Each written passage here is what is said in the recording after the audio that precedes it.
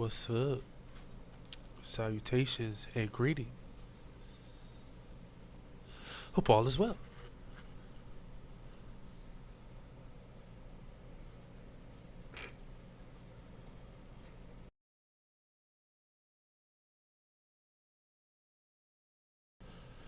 So,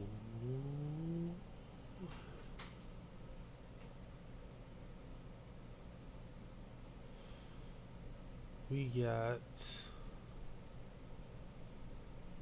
I'm saying, a few videos for you. As soon as I get it up, hold on.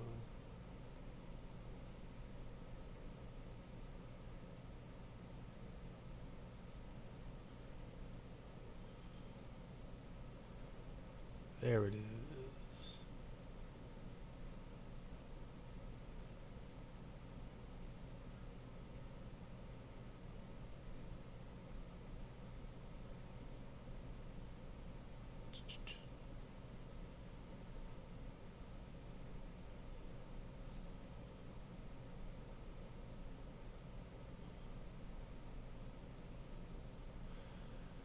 All right. And well, 28 hours first class on the Amtrak sleeper train, New York to Miami. I ain't gonna dawdle. We gonna get right into it. Yeah. welcome to New York City. Behind me over there is the Empire State Building, and today I am getting a train from New York City all the way down to Miami. This train cost me, are you ready for it? $1,000. And this is Simon Wilson. For a private room.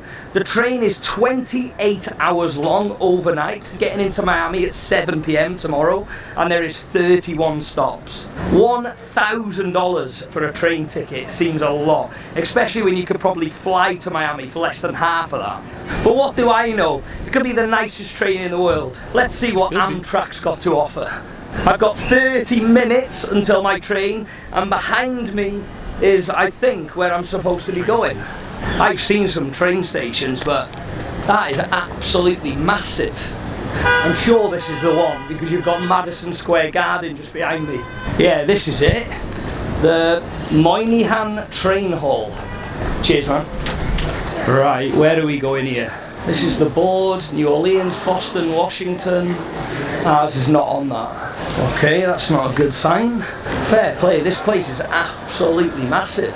It looks brand new though. There's a massive queue here. There's only 30 minutes to go to the train, so surely people have started getting on it, yeah? Yeah, let me ask this lady. Excuse me, you don't know where the train to Miami is at all? No, we don't know until 2:15 around there. 2:15, so 50? It's 10 to 15 minutes prior. Flipping heck. How many people get on that train? A lot? Maybe, sometimes. And I've got 10 minutes to get on.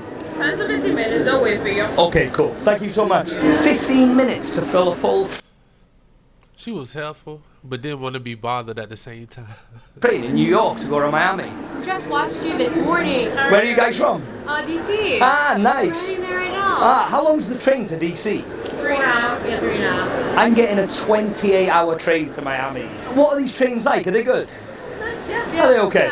Yeah. $1,000 for a private room though, to Miami. Oh, now that I've never been on. I've never been overnight. We've only been to DC. Flipping, it's crazy. What was your name? Cat. Ah, so nice to meet you, Kat. Safe journey down to DC. I was going to say, if you want to swap, you can go to Miami, I'll go to DC. I'll take it. Thanks so much, nice to meet you. See you later. Right, let's check this board again and see if it's updated. Here it is, the 2:30:97 Silver Metro to Miami. It's gone 2:30, it's saying it's been delayed and we still haven't got a platform.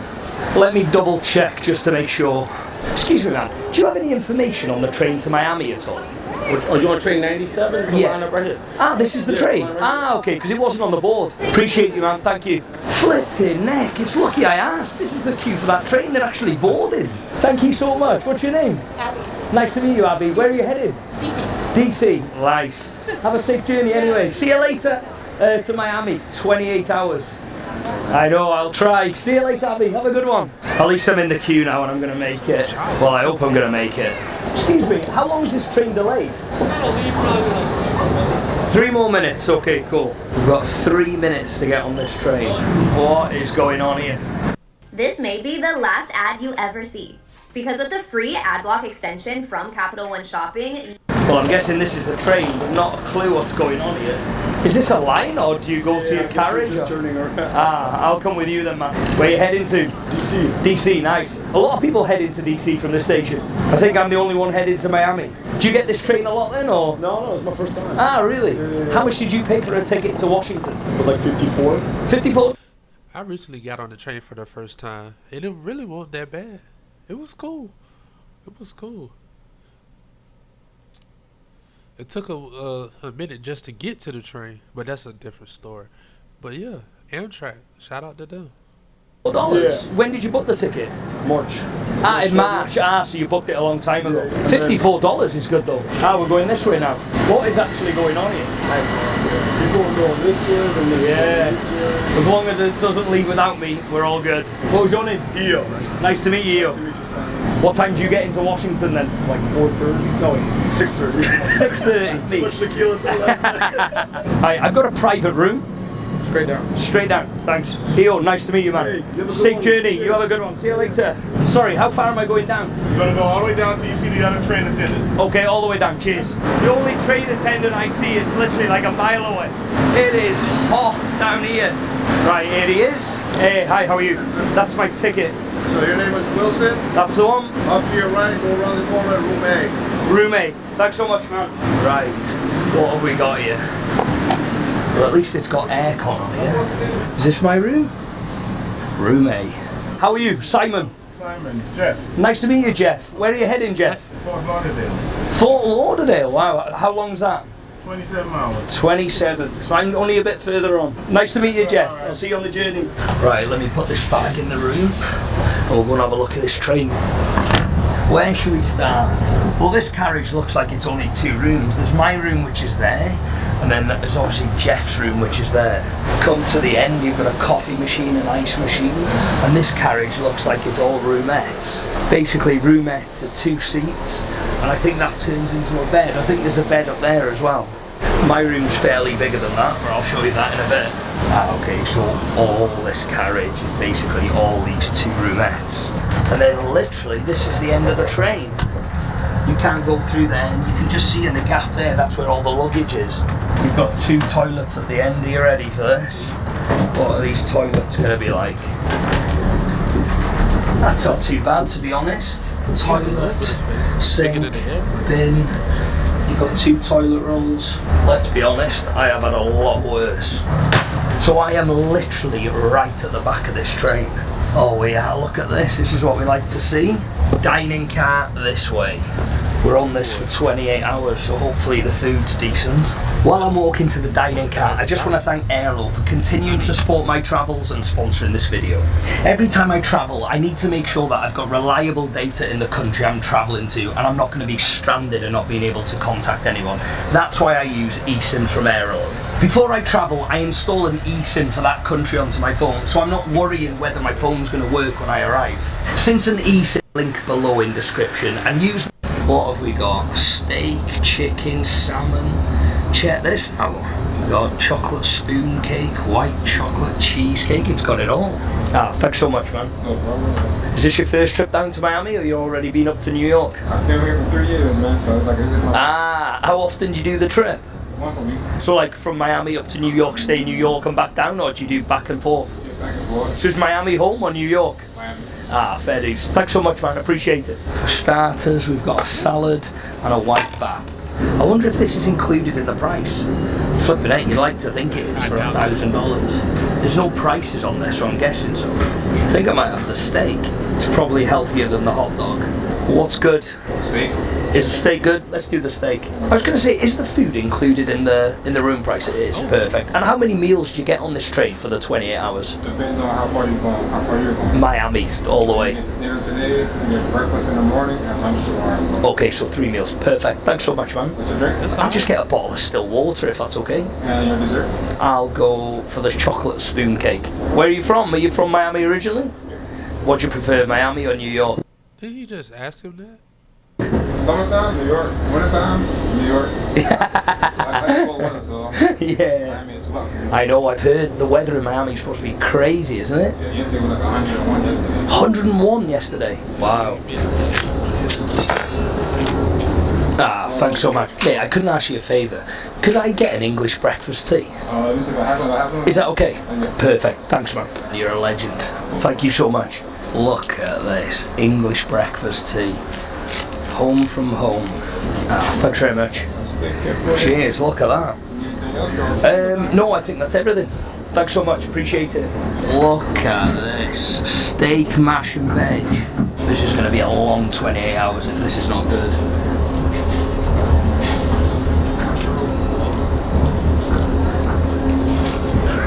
It's actually pretty good. I've never been offered a steak on a European train. Then again, I've not paid $1,000 for a European train. Yeah, finished. Yeah, that'd be great. Thanks so much, man. It was really good, thank you. Awesome. Thanks so much. Look, this you could have put more sauce on it if you tried. What a guy, he sorted me right out here. I was trying to be healthy on this trip. It's a lot of sugar. Might just eat half of it. And now I feel sick. That wasn't the plan. Man, you did me dirty then. I'm supposed to be on a diet. Mate, I'm with you. It starts on Monday, right? Exactly. Right, let's make a move. Thanks again for everything, man. Appreciate it. Thanks, you too. Do you know what? That was actually really good. It is really quiet, this train. What is going on in this cart? Ah, this is the normal dining cart, I think. Is this the queue? Ah, sorry. Oh, you're good? Nearly went then. Sorry, is this the queue? The queue at the end? Cool. I think I'll come back to the cafe cart. I said it was quiet. Then there, it's absolutely rammed. These are the coach seats, but I think these are the posh coach seats. Can you imagine being in these for 28 hours? Trying to sleep in these and get a full night's sleep would be a nightmare. Yeah, you're really going to struggle to get a full night's sleep in these because they don't even go flat. How many carriages are on this train? Surely there can't be that much more. Ah, this is the end. That's it. So that's the end of the train behind me. I thought these were like business, like posh coach, but I think this is just standard then. These are the toilets in coach. Toilet, sink. It's not too similar to first class, to be honest. Ladies and gentlemen, our next station stop coming up will be Fredericksburg. When do you get a break then? After 9. So do you get to sleep here? Do you have like your own stuff? Yeah, we have a room. Do you ever have much trouble on these trains? Not really, not yet. For me, not yet. Not yet, touch wood. How long have you worked here? Since April. Since April? Ah, so not too long. Yeah, not too long. A lot of I time. haven't had bad trouble yet. You haven't yet. You've got plenty of time for stuff to go wrong. Yeah. Have a safe journey. Thank you. I think everybody's having an early night on this train. Right, I'm gonna head back to my cabin. Hey, how's it going? Alright now. You good? Any more chocolate cake going? Oh yeah. It's taking me half an hour to get back to my cabin. It's saying, that's what it's saying. Make a decision.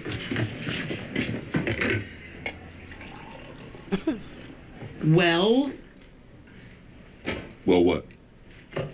what's with the hat? Oh, this. It's nothing. It's the loudest nothing I ever saw. Boy, you just came mosey in here with a brand new hat. Like you not wearing a brand new hat. Look, I'm trying something new, okay? Just take it easy. He's right, guys. Come on, let's not go down this path. It's ugly. Kind of like that. I got this from a nice store. What store? The one before you exit the Al Capone Museum? Dang. What's up, Gregory? Did you just finish bling ring in Bruno Mars's closet? I'm being brave, okay? You guys are sheep. You may want to take a long, hard look in the mirror. Better ass than you. You look like a park ranger from a cartoon, boo-boo. Do you think the hat looks bad? Oh, me. I would say it's bad. Like, I think it's just different. Like something you wear in Safe. Indiana. That's a safe word. Jones in the Temple of Bad Hats.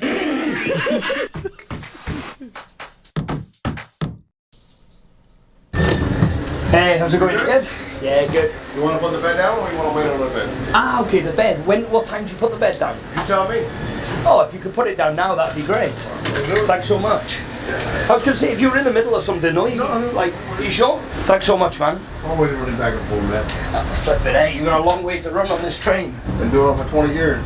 20 years? Which routes have you done then? Pretty much all of them, or? Oh no, I worked from New York to Lakeshore Limit to go to Chicago. I worked Palmetto, I worked Crescent, Cardinal, and I did Silver Star and Silver Meteor. Quite a few runs I did. When I used to work out of New York, I did like all the regionals. Where are you from originally? Originally from New York. From New York? You prefer it in Florida though? No, I got furloughed in 2008, so I had no choice. Oh wow, so you moved down there? Yep. I really appreciate you sorting this, man, thank you. You get a mattress and everything. I was going to say, the price of these first class cabins, like how much do they vary? I have no idea. Because it's quite expensive, isn't it? Yeah, they used to give us the books about it. Yeah. Tell the prices and stuff. Things changed. They wanted Really? to go through reservations. Here we go, my man. Cheers, thanks so much, man. No problem. You have a good night. We'll see you in the morning. Yeah, I'll see you in the morning. Breakfast will be 6:30 to 9:30. No reservation. First come, first serve. 6:30 to 9:30, Yep. Perfect. Appreciate that, man. I tell you what, the staff on this train so far have been really cool. Right, let me show you this room. Just to confirm, this room cost me a whopping $1,000 for a first class private room. And this is it. We've got a bed here which is just bigger than a single because obviously the chairs come down. You've got another bed up here. You've got all these lights, a few plug sockets, PA speaker, call for attendant. This is, I'm guessing, my aircon. You've got the bathroom here, so sink, got loads of clean towels, some soap, bin down there, and if we open this somehow, you've got soap, extra toilet roll. It's pretty handy, some more plugs. And if you come over here, so obviously you've got the bed, got the little sink, you've got a double window, and then you've got a chair. Oh yeah, there you go. It's not too comfy, to be honest. I think I prefer the bed. You've got the ladder obviously to the top bunk, and then you've got a mirror. Obviously having a private room has one massive bonus, and that's you've got your own toilet. So let's have a look at it. And there it is, private toilet. You've got 2 towels, Amtrak. You've got the shower here. The only problem I would say, and I'm definitely not complaining here, but if you shut that, I don't know if you can tell on camera, but it is a very tight squeeze. How am I actually going to have a shower in here? I'm literally showering over the toilet. I'd say... Essentially, while you pooping, you could be taking a shower at the same time. Double the trouble, double the fun. As far as showers go, this is probably the smallest shower I have ever been on a train, plane, boat, anything. However, it's private and I'm not complaining. Let's see how comfy this bed is. That's not bad actually. There's a slight lean to it. I feel like I'm gonna roll off it. That's quite annoying actually. Oh, it'll do. Time now is just gone 10 o'clock, which means I've been on this train for just over 7 hours and there is 21 to go. I'm gonna get to sleep and see if I can get up in time for breakfast. I wonder how this night's gonna go. Wish me luck and I'll see you in the morning. Morning. What's the time? Have I missed breakfast? I've got 10 minutes until breakfast finishes. Right, let's get up and get a coffee. That was actually a pretty decent sleep. It's not a bad mattress, that. Right, let's go and get breakfast. I've had a good 9 hours sleep there. I'm well impressed with that on a train. Normally it's too hot or too cold, but oh, that was perfect. Just doing the marathon again to get to the dining cart. Hey, how's it going, man? Have I made breakfast? Is that alright? Cheers, man. Appreciate it. Cheers, man. Thank you. Where are you from? Originally from DC. New Jersey. Now, Florida. And where are you from? From the UK, from Wales. Where are you headed? Heading to Miami. How about yourself? Where in Florida are you? Winter Park. Ah, okay, Winter Park. So where did you get on? At New York or? In Richmond. In Richmond. I got on in Newark and I'm going to Cedar Island. So a long way. I'm doing the whole thing from New York all the way down to Miami. And what are you going to do in Miami? That's a good question. I haven't figured that out yet. Do you know anybody there? No, I don't actually. Yeah, exactly. Hey, we always make friends on travel, so it's all good. Can I get a coffee? Just black coffee, no milk, please. For your meal? That's a good question. I've not even looked. What would you recommend? French toast, scrambled eggs, omelet. French toast. I'll get the omelette if that's okay. I'll try and be healthy after that chocolate cake last night. Cheers, man. Appreciate it. Oh, sorry. Is it possible to have an English breakfast tea again? Is that okay? As well as the coffee. Thanks, man. After you've been on the train this time, will you get the train again? Or will you fly next time? You don't like to fly. So is this why you got the train then? Yeah, it sure is, isn't it? Do you guys know each other or just met for breakfast? Oh, the beauty of an adventure. Have you travelled much at all outside the US? Pretty much. Where's the most interesting place you've ever been? Well, I always like London. London is a great city. Have you been to Niagara Falls? I have. I've been on the US side and the Canada side. Apparently it's better on the Canada side. Thanks so much, mate. Appreciate it. Do you know, I've done 47 states in the US. I've got 3 to go. So you've seen the Grand Canyon? Seen the Grand Canyon. I went over it on a helicopter, actually. Oh, really? Yeah, oh, it was amazing. Lovely to meet you anyway. Happy travel. Yeah, thank you so much. Have a good one. I was going to say, I can help you back if you want. Devin's gonna... Are you sure? No problem. He's bigger than me. Yes, he is. You enjoy your train ride and enjoy your breakfast. I hope you're having more than that. Yeah, no, I'm gonna English breakfast tea standard and a coffee. What was your name, sorry? Irene, Simon. Nice to meet you, Irene. Thanks so much, man. Cheers, appreciate it. Enjoy your breakfast. Yeah, it looks good, right? I am. Are you ready for me? Always ready. And y'all know me. I'm a breakfast connoisseur. So I know, if I don't know nothing else, I know something about breakfast. Really nice to meet you, Irene. See you later. Have a good one. Okay. Safe trip. Bye-bye. Right, what have we got here? Omelette, a scone and some potatoes. The food on this train's actually been really good. The time now is 9:30. We've roughly been on this train for 18 and a half hours and I've got 9 and a half hours to go. We're 2/3 of the way there. Do you know what? This train's actually gone pretty quick compared to some of them. Where are you from? I'm from Wales, actually. How about Yeah, when I rode the train, it was surprisingly fast. I thought it would take longer, but I ended up being early. yourself? Where are you from? Originally Chicago, but we live in Celebration. Yeah, a lot warmer in Celebration than Chicago, right? What was your name? Simon, nice to meet you, mate. I've been at Chef for like 32 years, but I've been at Disney 6 years. So you work at Disney here? So which part of Disney do you work? The Grand Floridian Hotel. Oh wow, that's the posh one, isn't it? That's the best one. Yeah, that's the best one. How much is it a night to stay in the Grand Expensive, I don't know how much. Yeah. Really? Does it go crazy? Hotels in the US now are insane, aren't they? Where did you go? New York, did you say? I was in Boston. Did you go fly Boston to New York or? Train back. You've trained all the way from Boston? Yeah. Wow. How come you didn't fly, if you don't mind me asking? Well, my wife couldn't go because she had surgery on her brain. So is it because of the pressure with flying, is it? Train's actually quite good, isn't it? Yeah. But obviously it just takes a lot longer, isn't it? So how long is the whole journey from Boston then? That must be a long one. I think it's like 32 hours. 32 hours from Boston, wow. That was really a lot, but we couldn't fly anyway. Would you normally fly or? Yeah, Yeah, would you? Yeah, it's faster. Yeah. Alright, I'll see you later, mate. Yeah, you too. Nice to meet you. It's so cheaper to fly as well, isn't it? Oh, yes. We have a roomette. Yeah. And it was $3,200. $3,200 for a roomette? All the way from Boston down to Celebration? Round trip. Wow. Oh, round trip, so each way, so like Round trip, still 2 people. 1,600 both ways, isn't it? We could have flown first class to Paris. And actually have been treated like first class people. Yeah. That's insane, 3,200. Because I've paid 1,000 for a private room just one way from New York to Florida, and I thought that was a lot. It is a lot. Yeah, no, it is a lot, For but what you get. the roomettes are even smaller again, aren't they?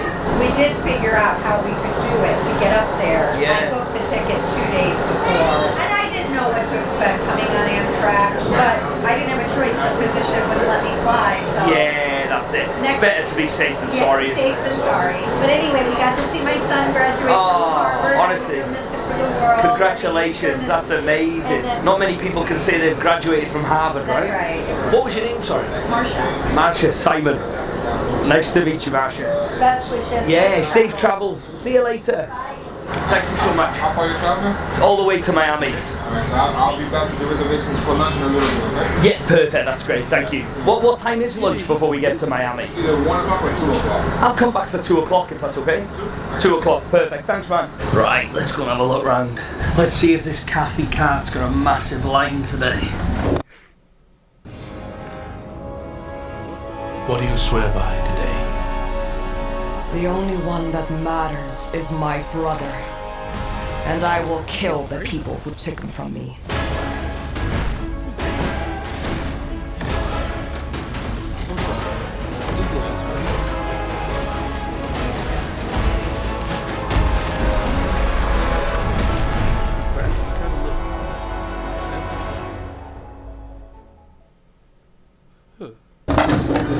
Ah, it's a bit quieter today.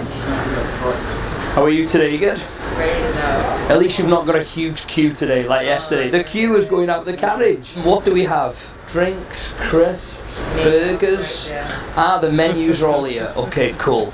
Do you know what? Can I get some Doritos? And I'll get a Coke Zero, please. What chocolates do you have? Snickers and a Twix. Snickers or a Twix? I'll take a Snickers, please. Is that it? Yeah, that's everything. Thanks so much. Your drinks come with your room, so next time you need another drink, just ask. Ah, okay, they come included.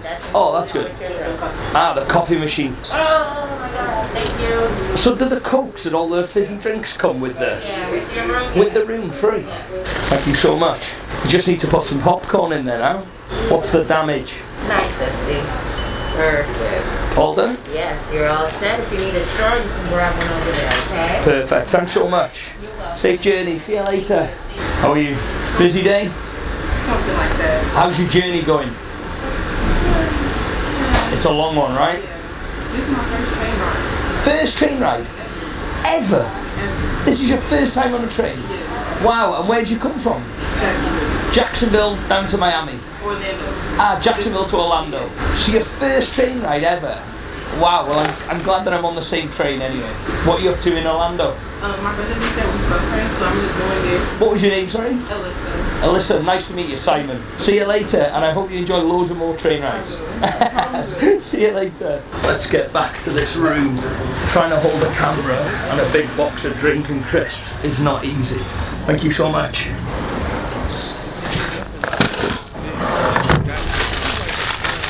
I tell you what, 28 hours on a train is actually not that bad, and it does actually go pretty quick. I think we're getting into Orlando shortly.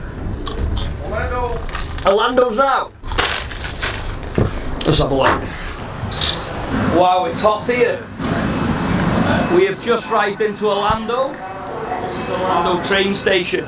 Excuse me, how long are we in Orlando station for? We are running a little bit tardy, so as soon as they finish up there. So not too long, don't go too far? No, don't go too far. Perfect, thank you. I would go and have a look in the station, but I definitely don't want this train to leave without me. I thought it was hot in New York, but flipping heck, it is absolutely roasting here. Have I got time to go in there? No. You think I've got time? I haven't got time. Okay, cool. Is there anything in there? No. I'm not sure, I've never been in there. Let's have a quick look. Don't go without me. There's definitely nothing in here. Just wooden benches. It actually looks quite dated, to be honest. You'd think the station in Orlando would be nice.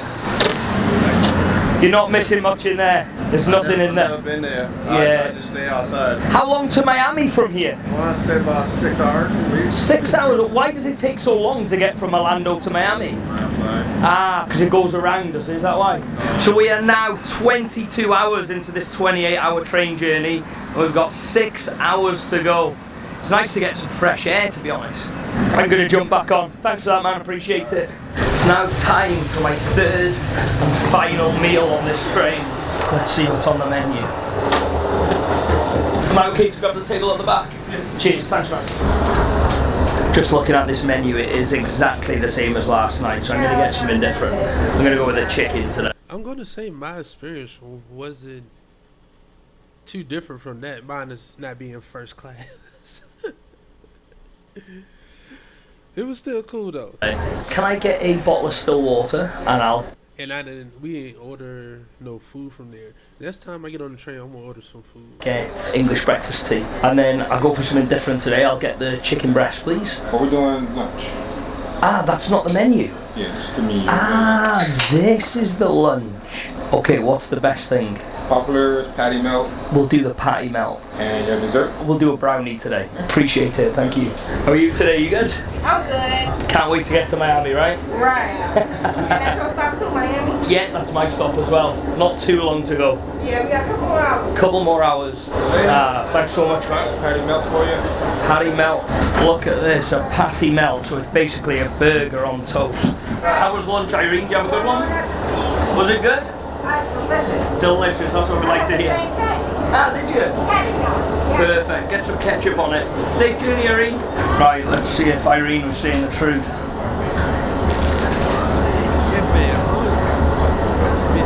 It actually tastes really nice, but it is definitely not good for you, is it? This is a problem. Every time I say I'm going to go on a diet, you travel, and how can you eat healthy when you travel? It's impossible. Thanks so much, man. A bit healthier than the cake, right? It's still not great.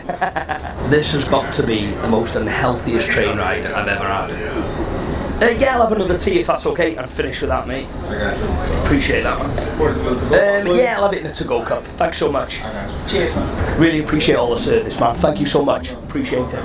Yeah, thanks, man. You too. Right, let's make a move. We're on the final stretch into Miami now. Not too long to go. To be fair, this train yesterday went really, really quick. And today it's going really slow. Right, let's get my bag. Amazing. Thank you so much for everything, mate. No problem, brother. It's been a long journey. You looking forward to get home? Oh yeah, man. I didn't sleep all night. You didn't sleep all night? I was working. Are you joking? Now, when you have work, you gotta stay up and work. People on and off. I'll see you on the front in a few minutes. Yeah, thanks so much, man. Appreciate it. Have I got everything? I think so. Nearly 30 hours on the train, 7 states, $1,000. I think we are finally here. Just rolling into Miami. It wasn't delayed too bad, was it? No, sir. Just like an hour. Watch the step. Thank you so much, man. All right, you have a wonderful day, sir. So nice to meet you. Really appreciate everything. Thanks. And we've arrived. Hey, nice to meet you, man. I just saw your video the other night. Ah, no way. Small world. Yeah. Have a good one, man. Thanks so much for everything. Appreciate it. We are in sunny Miami. It's a bit warmer here than New York. Would I recommend the Amtrak? 100%. Good food, good people, good service. But $1,000 for 30 hours? I'll let you decide on that one. Anyway, time to enjoy Miami. That's a bit.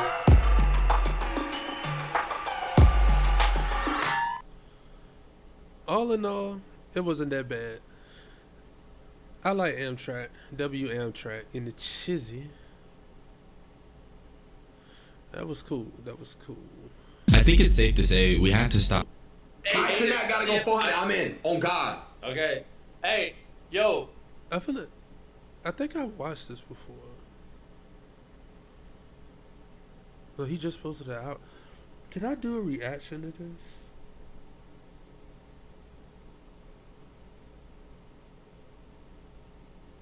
I think I did. I'm gonna exit this out. Stop inviting these thug rappers on the big platforms. Not because how Lil Baby tried to skizam Platboy Max. FDH.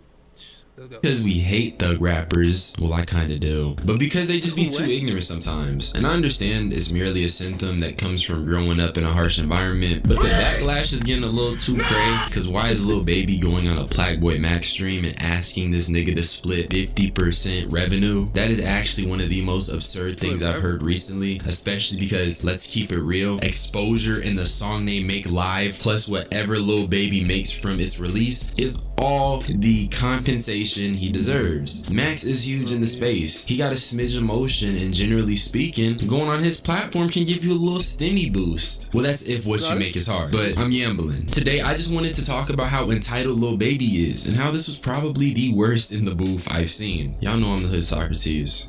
And let's start. Okay, so first things first, y'all should know what In the Booth is by now. It's a streaming series where Max invites a rapper on and they make some music, chill a little bit, maybe talk about life. It's a fusion between a studio session and an interview-ish. Cause Max really ain't an interviewer, but having candid conversations on stream can act like an interview because if I'm talking to you, I'm fit to learn a little bit about you, and that's facts. But the crazy thing that happened first was that Lil Baby was asking for half of the stream revenue, which for some reason, the nigga Max was low-key going for it. I could take the cam off so niggas don't see you rapping and shit.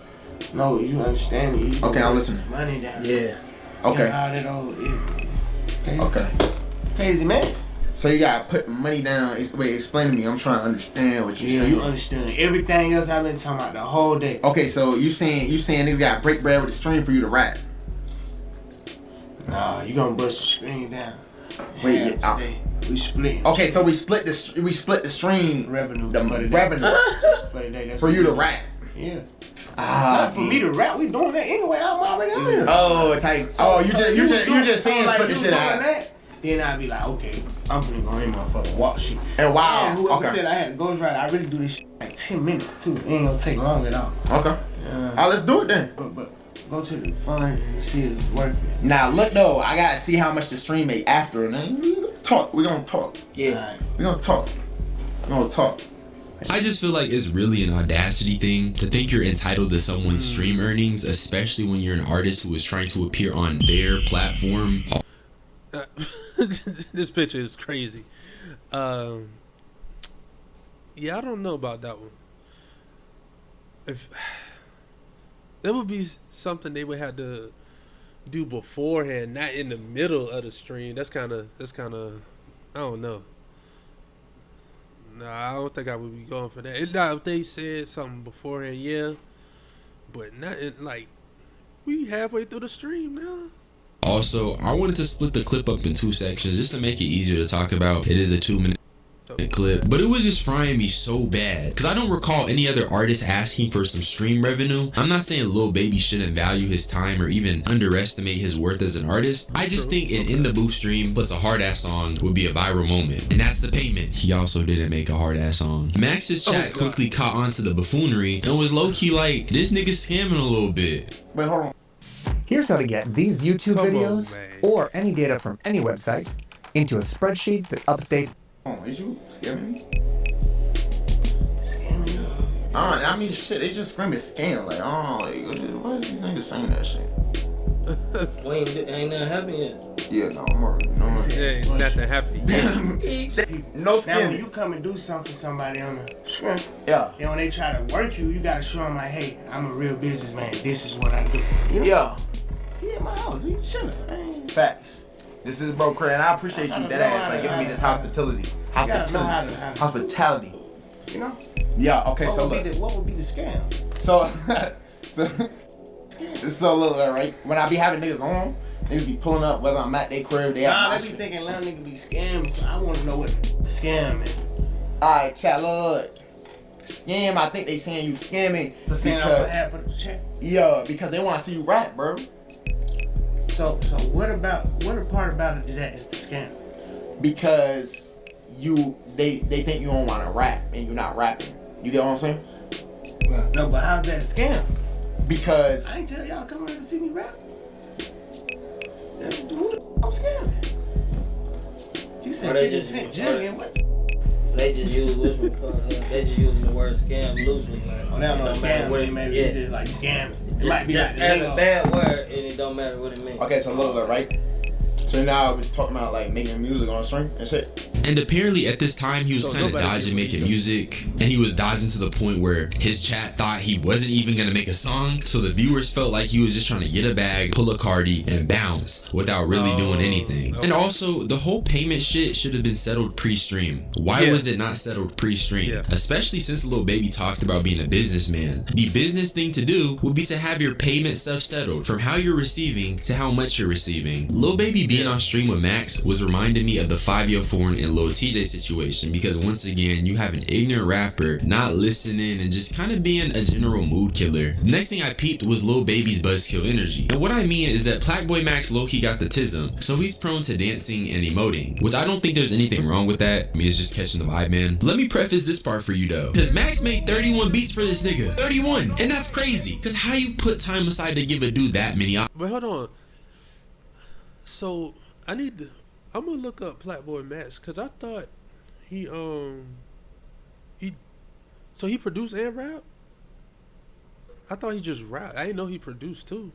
I really gotta tell options. I know y'all don't know the names of the beat. What we gonna do? Can't they see us? Nah, they can't. Now they can. Yo, write the name of the beat y'all with. Now look, I got 31 beats. I was listening to this shit all day on some super prepared professional. You feel me? So, you feel me? Hopefully there's some bangers in this bitch, and they'll let us know what they fucking with. Chat, I'm gonna run through real quick. Remember the names of the ones you with. So after showing Lil Baby the 31 beats, a clip of them gets posted where Max is trying to vibe out and everyone is in the room just quiet and staring at him.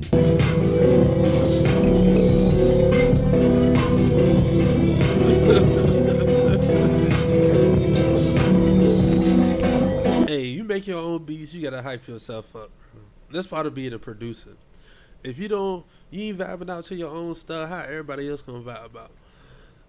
Now, maybe that whole streaming split revenue thing kind of rubbed them the wrong way, but at the same time, Platboy Max ain't tripping.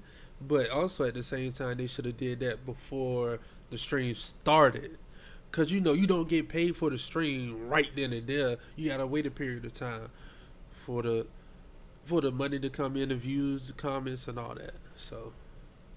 Why are you making a face? I just low-key think that's a weird environment to be in, and obviously I don't know these guys personally, but there's clearly a disconnect. And it's funny because I feel it was just, I think this is miscommunication. Maybe like they forgot to mention it or something. Maybe he usually do that ahead of time. So miscommunication. like I low-key be on the same time, man. Trying to enjoy the music, trying to dance. But how can you enjoy yourself when everyone feels stiff? I mean, that whole room was feeling mad stiff for no reason. But I won't even say for no reason, because the cause is probably Max dancing. And in another clip, Lil Baby was asking if Max was drunk.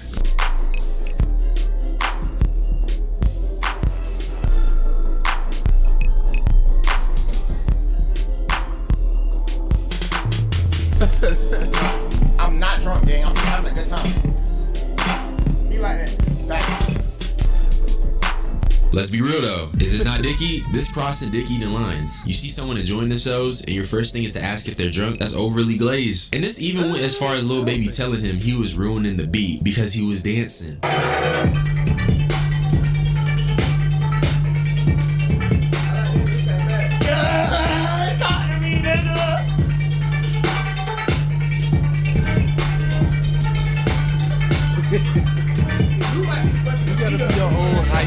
Hold on. What you mean what you mean I beat up? Yeah, it like depending on like how you come approach something. If you approaching them like that. How I gotta approach it? Okay. How I gotta approach it? Okay. And that's when I was like, alright, this is just getting a little too corny. I'm not even gonna hold you. The stiff movement shit I was saying earlier is back in effect, because why can't a nigga dance a little bit? I know the emote Will Max be spamming is definitely a sign he got the tism, but hey, at least you're not scared to express that. All jokes aside, Max did get a little bit of get back for all the violating Lil Baby was doing, because he tried to dap him up because Lil Baby read a sentence. That's some about the producer. Yeah, that is some goddamn slave. That's deep. I bet. Legal hunter catch game of fish on land that is not on his own on the country bitch, official. Yeah! Nigga, you trying to dap me up for reading, nigga? Nah, I'm not gonna lie, man. I'm wildin'. That was disrespectful. Man. I'm gonna keep it a buck. I'm wildin'. OD. Oh no. Now this is a whole different term. I'm not gonna lie. Nah, even further. Was that a little bit of shade? And I'm gonna keep it real. It was funny as shit. But that was crazy to say. I'm not even gonna hold you. That was genuinely some low-key disrespectful stuff. And the fact that Lil Baby picked up on it and called it out That's funny. And I'm surprised Lil Baby ain't harp on it too much. But I want to take it back to the whole scamming thing, because there's obviously more I want to show you guys. Apparently niggas put 10 bands up for a basketball 1v1. And guess what Lil Baby did? Not pay out and tried to go double for nothing. Oh, man. This nigga is a scammer, mind you. He wasn't even shooting his own Double the 10 makes 20. You would have won, you would have won 30. You lost 10. Hold on, Jay. What the fuck is you talking about? So we was at 10. We at 10. We doubled the 10 to go to 20. If I won, it went to 20. If I lose, it go to 0. So right now we even. Nah, y'all both hit, so they like double up. Nah, hell no. Hey, Chad, this nigga running some 4X scheme on the nigga. And the thing is, he didn't even know how double or nothing worked. Not 4S, bro. Come on, dog. Come on, man. 4S. A 4S scheme is crazy. Crazy. He was talking about double the 10 and it makes 30, as in you add 20 to the previously 110. And this is why Max was trying to dap him up for reading, because how you don't know how double or nothing works? That was slow. But I'm not gonna lie, none of this stuff compares to the fact that Lil Baby was likely trying not to have Max on the credits list so that Max wouldn't be eligible to receive a percentage of the revenue from the song they were making. And then the clip they have to prove this, if he produced it though, that don't make sense. makes it so clear. Turn my focus up on them part. What'd you say? Turn my focus up a little bit. Alright, I got you. Why, Jay Rich, why you ain't doing it? Nah, he is doing it. You can do it. Doing it, nigga. He. Man, I'm doing it. Awaken to a world of wonder in Final Fantasy XIV Online. Oh, you meant engineer credits. Okay. And it's like, come on, dude, it's obvious. That's when I said this nigga was definitely trying to get one over on Max. Even if your preferred word choice isn't scam. Well, maybe he didn't want him to get like engineer credit, but he still gonna have the producer credit. But maybe Buddy was his man's, and he was like, "Hey, you do this, I can put the credits on." And I mean, what do you call this? He wanted half of the stream revenue, was apparently avoiding rapping, and then he doesn't even want Max to help engineer the song. And did I mention he also walked out when recording the song? Why you gotta change my tone? Why you shuffle on those sounds? Me when it made it go I ain't on beat. Every time y'all put me back in, it's on a different tune.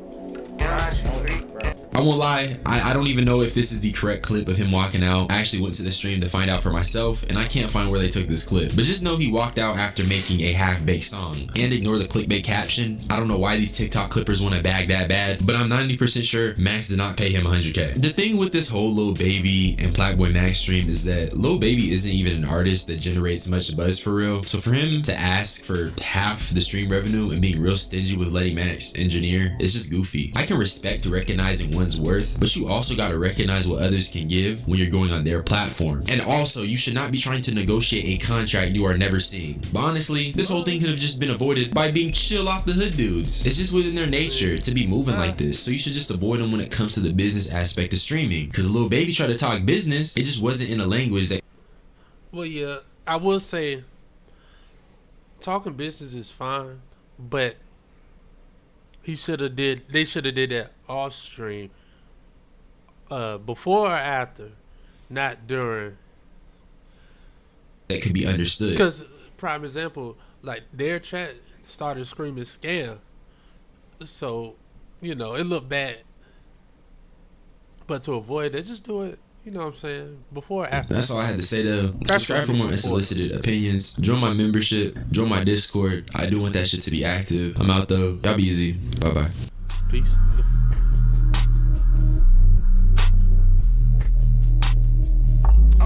Nah, that was cool. That was cool. I'll say this. Well, I think I pretty much covered everything. Yeah, just do it before. The credit thing, I mean, he want his bands to get the credit. They at his crib. You know what I'm saying? He probably brought dude there to engineer for that specific purpose. So, that makes sense. It was just I think it was some communication. Now, the baller thing, I don't know about that one. That's a different story. But, yeah. Make sure y'all... yeah, subscribe or I'll cry. Like, subscribe, comment. Let me know what you think in the comments. And yeah, there go. In 2008, on to the next one. This is the Atlanta Shein pop-up proves this is about black women. Now, I would say this. Well, I'll let it play. A new company would be started online that would change the world. The name of that company was called Shein, and it was started completely as an online shop. That means it wasn't like Macy's or The Gap. No, you couldn't go on and buy it.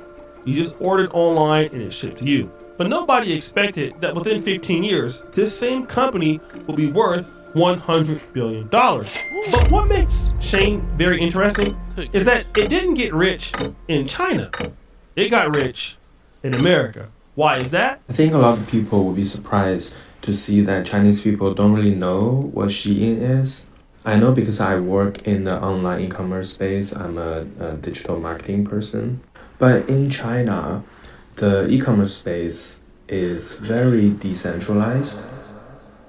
As the young man said, many Chinese people don't know anything about Shein because most of the online boutiques are decentralized, meaning that you have a whole lot of competition.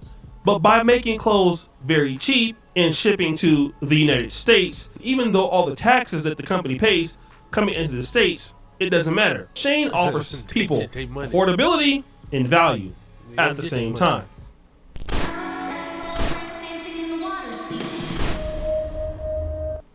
So when it was announced that there was going to be a pop-up shop in Atlanta, people started going crazy. Hear me out, y'all. I feel like Shein.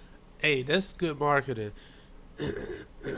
So I don't know if this video is just for a pop-up shop. Oh, the Atlanta pop-up shop proves. Oh, never mind. All right. But imagine, okay, so this is just a pop-up. This could be a precursor to them actually having a store, you know what I'm saying, there. They got to go where the money is. This is smart business marketing. Wherever you guys call it, are doing these pop-up shops in these certain cities, like for example my city, Atlanta, because they are testing out how the public is going to react for when they're about to open in these locations. But wait, there's more. I got there at 10:30 a.m. Doors didn't open until 11. When I got there, the line was outside the door. If you go early, prepare to wait in line for at least 2 to 3 hours. Initially, I heard that they were letting 150 people in. She don't sound like she from the U.S. She got to be across that water. At the time, so the line kind of moved quickly, but as people come out, they let people in. There's a couple ghetto people who was cutting the line and skipping the line. This pop-up shop allegedly is running from August 7th to August 10th. I'm not sure it's still running right now, but it could be one more day. And it's going viral, all right? It's this weekend. People are going there, buying clothes. I mean, you heard the lady said, 150 people are coming at a time, and then sometimes they'll let 4 in or 5 in, let 5 out. And of course, they're getting rich. Yeah. And people are believing that Shein is operating these pop-up shops because eventually it wants to operate its own stores in the United States. But let's go back to the fact that Shein's owner is Chinese. It's owned by a Chinese business. And this is what is getting people to complain about it in some of the pro-black communities. You see, on one end, black women don't have any problem with supporting Shein that are Chinese or Asian. But at the same time, these same black women have a problem with supporting other Africans. And again, I bring this situation back to the Essence Festival. When the Essence Festival was going on, a lot of black Americans were complaining about the jollof rice. Black Americans were complaining about some of the things going on in the event. But at the same time, you don't hear the same complaint when it comes to Shein. But it's two different industries, though.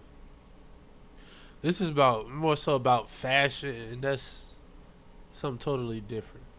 And a good buddy of mine who's from my city, Sacramento, stopped the show. That's right, one of the greatest cities in the world because I'm from there. Broke it down like this. Vietnamese Indians were upset with Richelieu Dennis. Now leave Richelieu Dennis alone. Continue to support Essence. Because again, we have no problem giving our money to the Indian the Korean beauty supply store, the Vietnamese nail tech or whatever it's called. We'll give all our money to all these groups. For some reason now we got problems with Richelieu Dennis. Let that man cook. Let him cook. Because I was reading somewhere, I was watching somewhere, where a lady was like, black women should boycott Essence because Essence was to showcase black American women, and for some reason black folks are still mad over the jollof rice versus jambalaya, when jollof rice is the base of jambalaya. Again, when jollof rice is the base of jambalaya, they were like, sisters should not support Essence. And I'm just like, why would you want to boycott Essence, but you still go to the Vietnamese nail salon? Uh-oh. Still go to the Korean beauty supply store. You still support the Indian corner store.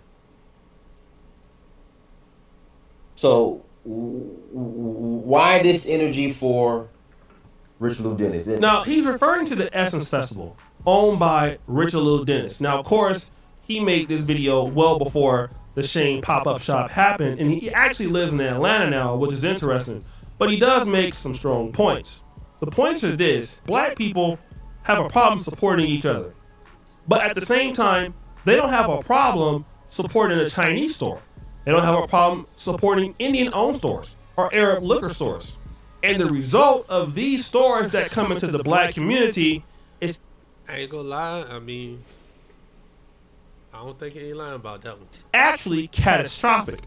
Yes, this is really important. Asian Americans were redlined from opening businesses in white neighborhoods because white people didn't want Asian Americans operating in their neighborhoods and didn't want Asian Americans profiting off of white people. But that sounds kind of familiar. Because the positionality of Asian Americans is weaponized to oppress black people, Asian Americans were being given loans to open businesses in black communities. Yo, this makes a lot of sense. Even though black people were not able to receive loans to open businesses in their own communities. Which is crazy. And as I've said before, as a result of this, black wealth is essentially paid out twice when it goes to Asian American businesses. Once when the individual pays for the goods or services, and then again when the Asian American business owner removes the profit from the community. Because usually people open businesses in their own communities, and this is mutually beneficial, where the business owner is making a livelihood off of providing goods and services to their community. Now in this case, the Asian lady talks about the fact that Asian businesses were not allowed. If you've ever pitched an idea, you've probably seen this. To start up in white communities. So they came to the black communities. So what happens? Well, the Asian stores that come into the black communities, they typically don't associate with blacks like that. And so what happens is, the first thing they do is sell blacks the goods and services. That's really not a problem. But the issue is, these Asian-owned stores, and I can include Arabs, I can include Indians, I can include, Pakistanians, they take the profits that they make from these communities, and then they take them out of those communities. So what means is that money doesn't circulate, and they still build their people up with the same money. They send their kids to college, basically they build houses, they build other businesses. In the communities, they're being extracted for their finance and for their wealth, and they're not being developed at all. And the same case could be made for the pop-up at Shein. You have a Chinese person who owns his business, and he's coming into Dunwoody, into this mall, Perimeter Mall, and you have women, you have men too, but black women in general are buying these clothes, and he's extracting the money and taking the money back to China. But here's the stark difference between what Diana Samir is talking about with the search for Huru and what's going on with Shein. The first thing is that the Chinese people are giving blacks exactly what they want. Now, the argument that he has is a strong one, and yes, we do have a history of Supply and demand. It's really that simple. Supply and demand. supporting Chinese nail shops with bad attitudes, Indian stores, and all of that. Yes, I've seen blacks do it and still go back. But the issue is that Shein has everything that maybe black suppliers may lack. The right price, a certain level of customer service. You can even exchange your clothes and get discounts at Forever 21. And they understand how to give this value the same quality and a price that women like. This may be different for what happens with other black businesses. When I'm talking about other black businesses, let me qualify that as African businesses, African braid shop businesses. When you hear blacks talk about not supporting black businesses, you hear it from a tonality of overpricing, lack of customer service, lack of respect. So on one end, the Chinese person is giving me the price that I want, great customer service, and my money goes further, while the African business may be late, bad customer service, and even disrespectful. So when you look at Shein and why it's such a phenomenon, we're typically talking about two different things. Now, there is a sweet spot in between, and we understand this, but the main point of all of this comes down to one fact. Black women don't care, or black people don't care that Shein is owned by somebody from Asia. That doesn't matter. What they care about is it's a great product, it's a great service, it's what they want, and they're going to buy it. That's almost anybody, okay? Even in black businesses. Of course, black folks can hate on you and all that other stuff, but if you have a great product and a great service, and you really want to serve your customers, the product gonna sell itself. People will support you. We've seen plenty of black businesses get supported in America. African businesses, the same way. But when we look at it as, well, that you're supporting the Asians and not the blacks, well, that also entails that the blacks have every opportunity to be rude and have a seller's market mentality and not care about its customers. But at the same time, we support Asians that have the same mentality. And while that could be here or there, the reality is successful businesses like Shein have a customer first mentality, while the blacks or African businesses that are being complained about have a seller's market mentality. The solution to all of this is to have a customer service mentality as a black business. And if this can be met with good customer service, the right price point, and availability, blacks will then have a more reason to support the black businesses over the Asian businesses. It's just not black and white or just so easy to figure out. Dinah Samir, aka Search for Huru, did bring out a good point. Guys, what do you think, your boy? I'll Shay Duke Jackson. Back at it again with another episode of The Slim. Well, yeah, that's pretty much it. Yeah. Supply and demand. I mean, I don't see nothing wrong with it. And they gonna make a killing. If they open up storefronts, it's over with. They already $1 billion, $100 billion company. That's it. It's over with.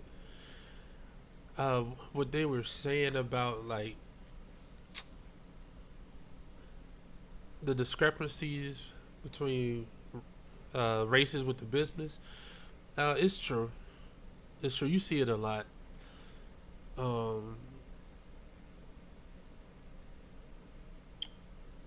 You have to find a balance within that, though. That's the only thing. That's what I think. Well, yeah. Again, like, subscribe. Make sure y'all liking, commenting, and subscribing. And yeah, we gonna keep it going. Peace. I said that like I'm about to get off. I ain't off this yet. You guys are looking at the title of the video. Boss Babe gets reality check about refusing dating 9 to 5 man. By MTR. Looking at the thumbnail, let's just get right down in it. Now, I did a piece of content. This is about 3 or so days ago. Title of that video was Boss Babe Gets Checked After Refusing to Date Average Earning Man. And the content was taken from tonight's Conversations platform of this lovely young lady. I believe she goes by the name Dr. Sarah. This video amassed over 100,000 views, and the reason for that is because it brought into the spotlight this conversation around dating average earning men, a man making $70,000 per year. Would you accept that if you were making over $400,000? And began to articulate why. Now, it seems as though she was likening the amount of money that he was making to his leadership capabilities. I talked about that. But during the conversation, she received exceptional pushback from this lovely young lady right here. Nevertheless, I found a follow-up conversation to this where she was acknowledging the backlash that she was receiving from the internet, as well as doubling down with this young brother, Tony. This is a hell of a freeze frame right here. We're not going to edit it out. But was doubling down on the conversation with this brother. His name is Tony Baker, hilarious comedian and super intelligent brother. So I wanted to break down this conversation, and let me also be specific. It's not so much about her words specifically, but around the general aura of what this conversation means within modern dating today, and to know that there was a majority of women that think just like her, irrespective of the dating hierarchy as it exists today. So I wanted to go and dissect the conversation and have a little bit of fun with it. Without further ado, a man's finances plays a big part in how we roll. Oh, I have a question. Yeah. Still paying for these subscriptions just to find good graphics? Kittle gives you everything you need for your next. What's the question? Now, currently, I'm being eaten alive on the internet because I was asked, What'd she say? would I date a man that makes $70,000? What do you think my answer I know was? your answer was no. Because we had the conversation. I was like, really? Now, tell me why that's bad. I don't think it's bad. Why is it judged so harshly? Because, well, you got many different factors. Please tell me, as from a man's perspective, I need to know. A lot of people fall into that price range. What does that have to do with me? Because when people see you say something, based on just you, this is just my preference. My preference. Immediately, people go into, oh, you talking about me. Right. And so that's the knee jerk. Yeah. So that's why they're like, oh, this is that and the third. Right. And you have the people that have been gold dug on. Okay. Yeah. She just after the money, man. And so you got that coming at you. Mm-hmm. So, and people get in their feelings, they get triggered by various reasons like, well, I make this, and so they feel away. So, but everybody has their preference. Everybody has their preference. Everybody has their preference. And you know what? I gotta break this down, okay? Because they've been saying, I've been waiting on Sarah to explain what she meant when she said what she said. Yeah. So for those of you that have been rocking with me, I appreciate you not jumping to conclusions. Yeah. But this, I'm gonna give the science behind it, and then I'll talk about preference, Okay. right? Okay. Let's get into The science behind it is human nature. Masculine men desire an aesthetic because it says health, right? Yeah. Aesthetic, which is beauty. This is why masculine men want a beautiful woman. Yeah. Being a beautiful woman is a part of being high value, right? So they want that because symmetry usually means health, which means healthy air. Yeah. So either subconsciously or consciously, one of the reasons why masculine men are seeking beautiful women is because they want healthy children. Whether you know it or not, that's just the truth. Yeah. That's the science behind it. But who would wanna? Well, I ain't gonna say that, but how can I say this? The goal is to have a healthy child. I say it that way because if I say the other way, it would sound a little crazy. For feminine women, we are naturally seeking safety and security. Okay. So, do you have to make what I make or however much you make or whatever that may? The dollar amount, it's not about the dollar amount. It's I personally, my life, I can't even live where I live off of $70,000 a year after taxes. I'm homeless. You know what I mean? I don't fit into that. If I'm supposed to be seeking safety and security, the same way that I desire that is the same way that a man wants an aesthetic. So as a man, if you wouldn't take a woman, because 80% of people are overweight or obese in America, if you wouldn't take a woman that's 70 pounds overweight and universally unattractive, but she has a good heart, and she nurtures you, and she loves you, and she cooks and she cleans and she does all those things, would you choose that woman? All right, we're going to let Tony cook here in a quick second, but I got to address her specific points. She brought it back to science. Masculine men want most attractive. feminine women want highest degree of protection and provision. But the error in her ways is that in the original clip, she compared him making $70,000 with him being a leader. It's about leadership. So for me, but money if doesn't I'm equate good- to leadership at That's what all. I'm This is saying. what I'm saying. I'm Yeah, saying no, that's if true. you are going to lead me in the ways, that means you need to have the mindset. That means you need to have the mentality, the emotions, the spirit, Okay. the energy. If you're going to lead this household, I don't. That's not unlocked at $400,000 per year, Sarah. Oh, yeah, that's absolutely Not factual. unlocked. You can have all of those things without having that money in your account. But if you have all of those things, that could be a side effect. Having that money in your account could be a side effect of having all of those things. And all of a sudden they have like this masculine leadership epiphany. Ability to lead as a masculine man is loosely correlated with the amount of money that you are bringing in. And I would say it's more so correlated if the guy is making $30,000 a year as opposed to $70,000 a year. But after $70,000 per year, there is so much diminishing returns when it comes to being an effective leader within a life, within a family. So when she says that it's not about money, that's a lie, because it's absolutely about money, because money affords different lifestyles. If she says that these are my standards because I want this lifestyle, then I, and most of the internet ain't got no issues with it. It's the equivalence of money to leadership. But let's let them cook.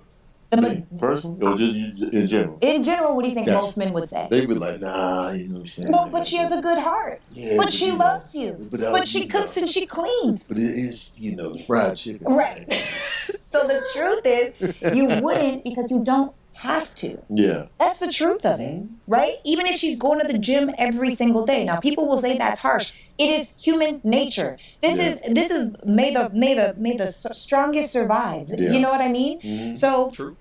I personally think that we need to stop being so sensitive about people's preferences. I agree. We need to stop being, and also, it's also those things. Yeah. Now, does that mean that a man that makes $70,000 a year doesn't deserve love? No. Yeah. It doesn't mean that at all. It means they absolutely get to have the woman that they desire. And for me, I've worked to a point where that's in my preference is not to have that. Yeah. And I don't think there's anything wrong with it. And also for the men that are at home, if you would not choose a universally, and I'm saying universally across the board, unattractive woman that's loving and sweet and kind and nurturing, don't talk to me. The difference is the analogy. The actual analogy is if I said, I'm not going to choose this homely, overweight woman because she's unable to bring me peace. That's called a false equivalency. Peace should not be tied to how ugly that she is, the same way that leadership should not be tied to income. Don't say nothing else because this is shallow. It's crazy. It doesn't even make any sense.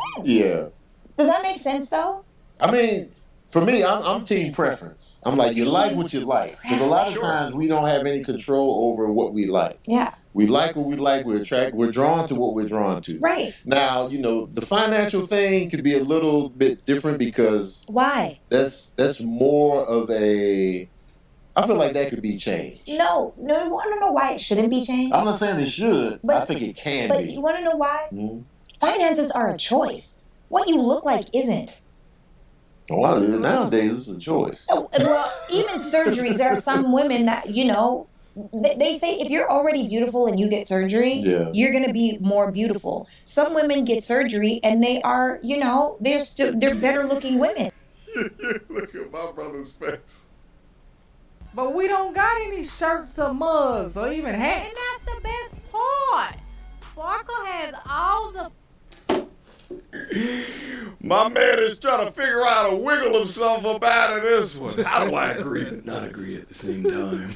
Than they used to be. However, there's levels to everything. And look, I'm not the most beautiful girl in the world. I know this about me. But my spirit is dope. And my energy is fire. And I know that there are things about me that are attractive way outside of my aesthetic. So I think that we as women should focus on the intangible things that we bring. Yeah. But I'm just so sick and tired of this, rah, rah, rah, rah, rah. Don't try to break me down. What's up, guys? Sarah. What about this? Okay, tell me. Let's say you meet a man. Ooh. Everything is on point. Oh, spicy. But that salary. He's $70,000, but Yeah. everything about him is right up your alley. So this is my question. Is he committed to the 70,000, or is that just right now? No, it's just right now. He's open that's to different. he's open to, you know, he's trying to do different things within his business, whatever that may be. You know what I'm saying? The 70,000 is not the end all be all for him. Well, that's completely different. Yeah. And is it potential in action? Like, is he in action, or is he just talking? He moving and shaking. He's moving and shaking. Completely different story. But he's 70 grand in, and he might be 70 grand in for the first 3-4 years y'all dating. Okay. But he's still moving and shaking. There's no way a man's gonna come around me and stay at 70 grand for 3-4 years. That's not even realistic. But would you help him? Would you? I would help him. That's what I'm saying. There's no way with a me on your side. Yeah, that was a different question. Though. Yeah, there's a chance. If you're committed to 70,000, I don't fit in that vision for life. But if you're growing your business and you just don't know, or you need the right relationships, or you need to be in different rooms, or you need help, or I'm a neck and I'm a strong one. Mm-hmm. You know? What does that mean? It means men are the head and we're the neck. Oh, gotcha. Okay. I know my role. Yeah. And I think we live in a world where women have forgotten their place. I want the comment section to light up at this current junction, because if I had my blue cap, I'd put it on right now. Specific to, do I think that if she already says that she's in the air of dudes that make a salary requirement, will she give a dude that makes a $70,000 a year a chance if he's making it for 3 to 4 years? I don't think so. I think it's irrational to consider if the general dude that she's dating makes a lot more money. But my question is that, you know, one of these conversations is going to get out of prioritizing the money in his pocket and more so prioritizing the mentality, the morality, the integrity, right? Because I think that it's easy for a woman to be a neck of somebody that's making hundreds of thousands of dollars upon hundreds of thousands of dollars per year. But what we see far too often is the average man, or the little bit better than average man, getting disrespected for making $70,000 per year. No woman wants to be to the neck of that, even though there's a large majority of them that are average at best on their damn own. And one must also consider the degree of delusion if men are like this in your vicinity and you already have at least one of them. Now, we don't necessarily know her relationship status. She probably doesn't put it out there. And one must also consider, if these are the men that you are around, and if these men are not retaining you, then are you being delusional? Should there be a money standard? Because so many of these women would have men trying to retain them if they just gave them a shot. Anyway, let's keep going. Oh, snap. That sounded tough. Did it? You forgot your place. It's the truth. Women have forgotten their place, Tony. We're so masculine, we're so hard, and I understand it because it's survival based. Yeah. But like, it's a defense mechanism. Women don't want to be this hard, masculine, strong, tough. We don't want that. I believe you. You know why? Why? The women I come around in that regard, they go into their feminine with me. Yeah, I believe. And I don't even force it. I believe you. And they just do it. I believe and you. like I've had women tell me like, "Hey, you got me in my." You want to know why? Because you make your yeses yeses and your no's mean no. Even me, who is an ultimate pusher, okay? I'm going to push to get what I want, obviously. Right. Most people, well, I don't know. I definitely push to get what I want. And if I don't get it, if you tell me no, have you noticed that I stop pushing as much? With you, specifically. No. No, it's the same level of push. One time I had to tell you, like, hey, man, respect my no. But since then... Well, you haven't asked me anything. You're here today. Just this. Period. But I didn't push. Because I learned. Your yeses mean yeses, and your no's mean no. So you wasn't going to ask again. Remember, kids, no means no. No. Oh. No. See, I didn't even get to that point because I was like, yo. Yeah. I already came to you. That's what I'm saying. It was literally like, hi. Yeah. Right. It wasn't like, hey, come do the show. What's up with the show? Because that's not, but I've learned you now. And we as women, we're seeking leadership. We're seeking certainty. We're seeking decisiveness. And your yeses mean yes and your no's mean no. So this is the lesson for the men that you just said when, you know, I've had women on the show that have been like, if we're mouthy or we're this, like, you need to step up your masculinity. What she meant to say is when it's not stepping up masculinity, but when you're boldly in your masculinity, us as women, we naturally want to be feminine. Yeah. The world makes us masculine.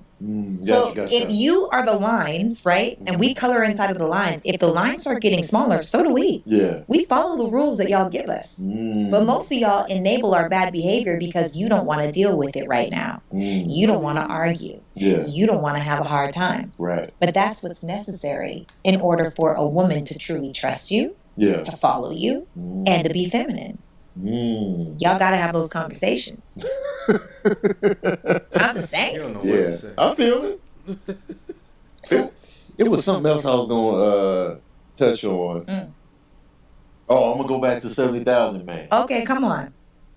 She gained another point in my book right there. I think that was actually a fantastic point.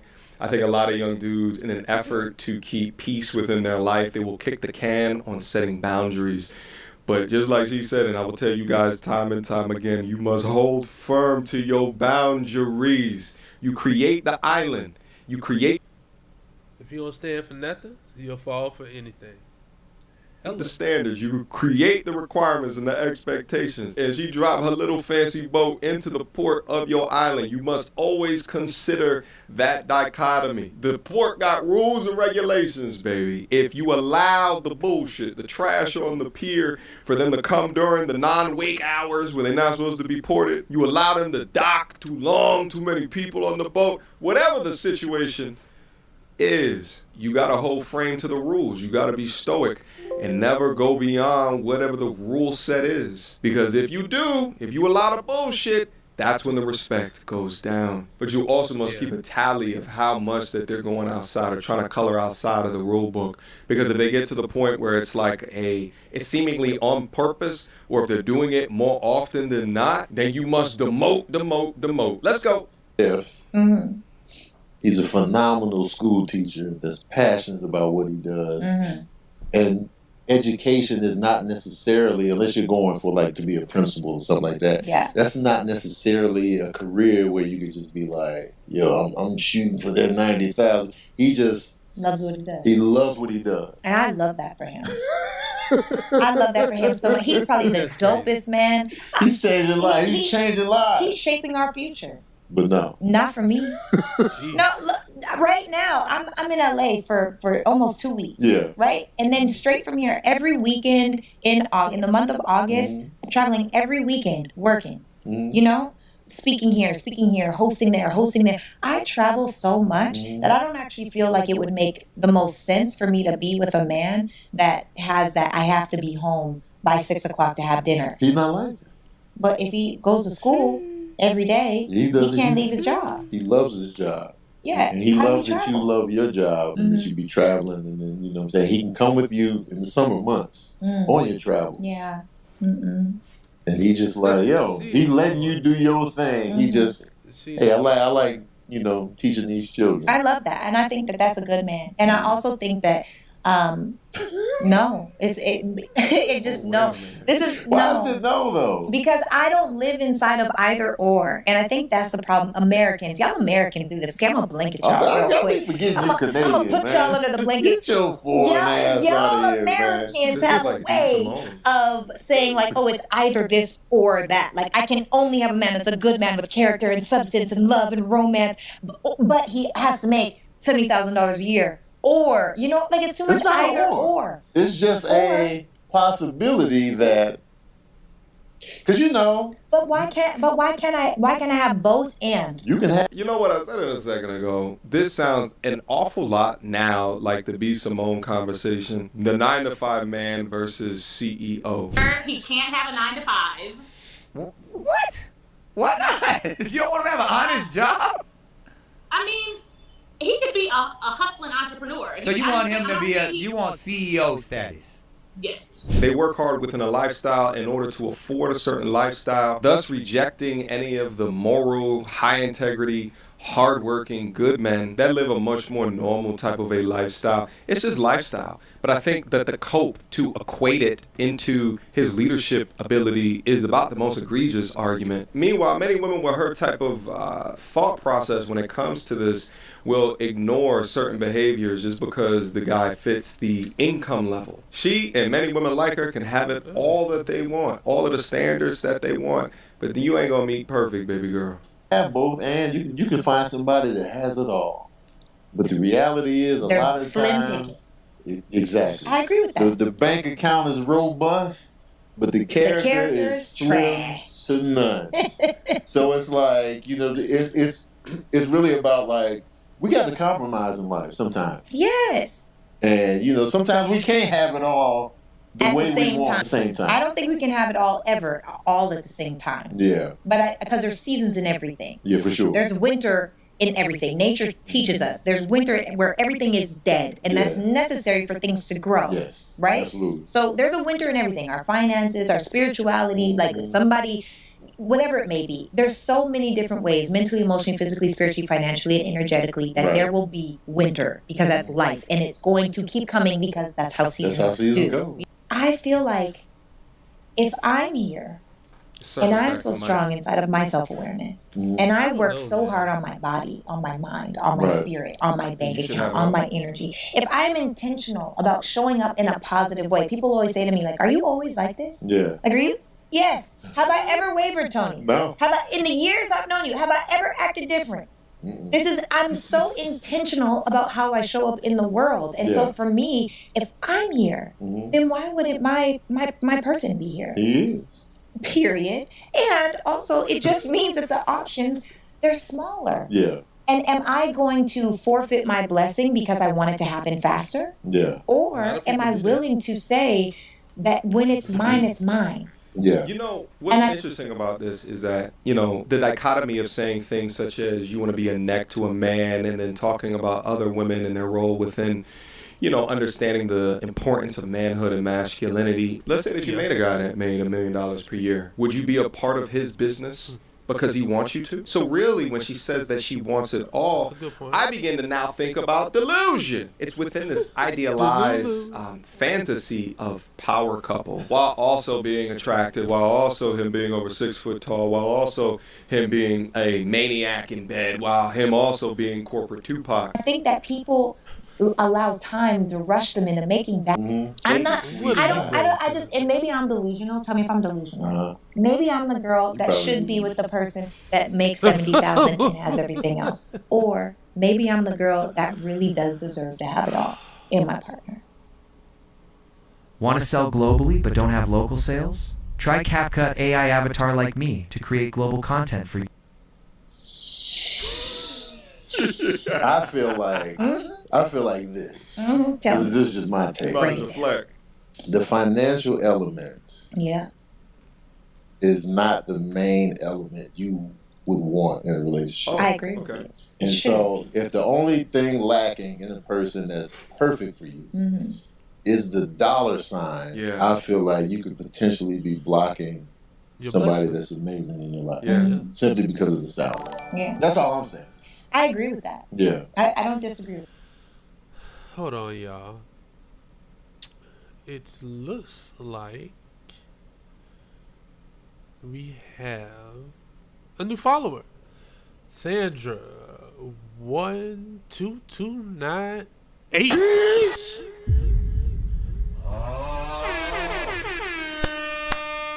Thank you for the follow. Let's go. Appreciate that. Welcome, welcome, welcome.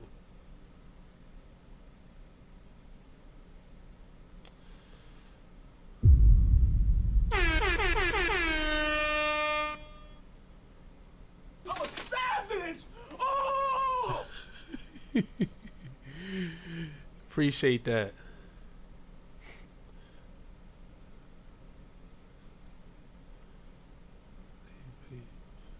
For sure. Gotcha.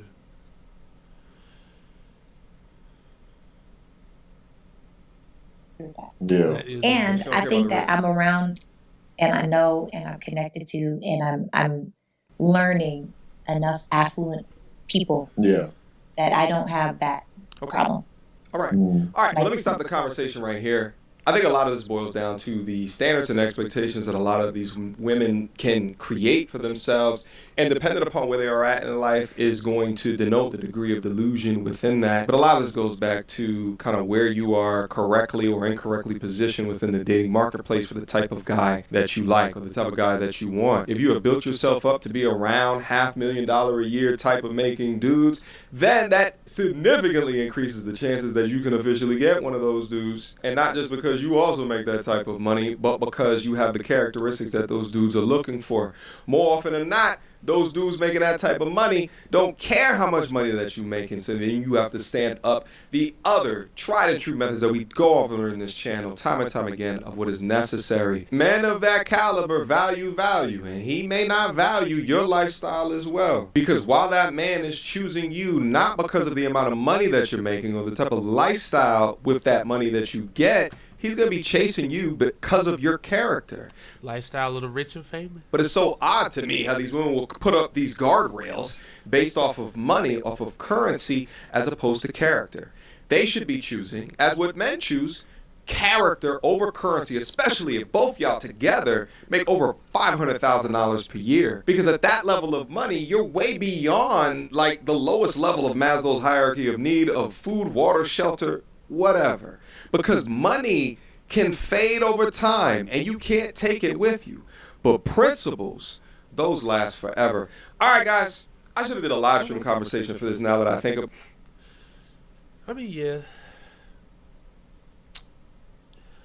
We have to, I mean, yes. Let's be honest for a second. How much money you make does play a role, but that shouldn't be the foundation that you build their relationship upon. And that's something that is subject to change. So that's just food for thought. It's food for thought. Useless ancient instincts. Let me see, which... Before filming this video.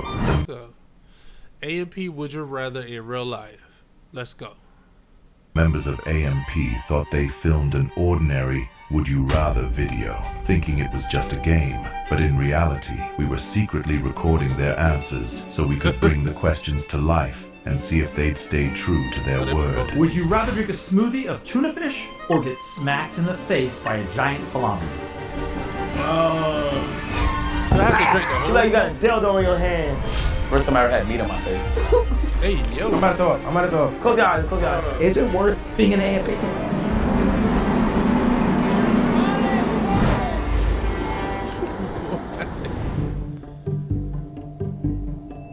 After each Would You Rather scenario, the members have 3 options: accept their fate and receive 2 points, swap their answer and receive 1 point, or refuse and lose a point. The person with the most points at the end avoids the final punishment. Let round 1 begin. Would you rather have to wear a full face? So instead of us taking hours and hours and hours to search for a song that sounds like some of our favorite songs that we listen to in Spotify. Wait, if I had to choose, I'd probably choose makeup, because you could just wash that right off. The nails, acrylic nails, that's too much going on. Nails. Wearing a full face of makeup right now. Full face. No. Damn, acrylic nails. Acrylic nails, I'm pretty sure they pop off. Contestants, state your choices. I am not putting on nails, and I'm definitely not putting on makeup. Refusal. Refusal. No nails, no makeup. Refusal. No makeup. Good answer.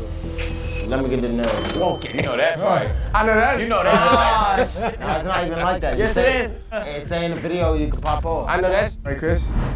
Oh, pay his nails. Pay his nails. Pay his nails. Pay his nails. Pay his nails. Pay his nails. Pay his nails. Pay his nails. Damn, these don't. I guess that's the closest to human nails. Let me get that one. Yo, Chris really getting nails right now, y'all. Yo, you got a French tip? You are a bad kid today, Chris. Clap it up, y'all, for Chris. Nah, show your nails. But you gotta show like this. You gotta show like this. Now, what's in the DMV gonna think, gang? Like, kid, bro. Child Bro, dude. it look tough. Nah, he really got French tips. Now what they gonna say in your hood, bro? So far, Chris is in the lead by 1 point. They're out there for 1 point. Chris takes the lead with 1 point. Everyone else refused, so they lost a point. Would you rather drink a smoothie of tuna fish or ground beef? Ew. Who's coming up with these nasty questions? What are your answers? I don't have one. It's ew. Ground beef. I wouldn't be able to swallow tuna fish. I'm not gonna lie. Tuna fish. Is it cooked?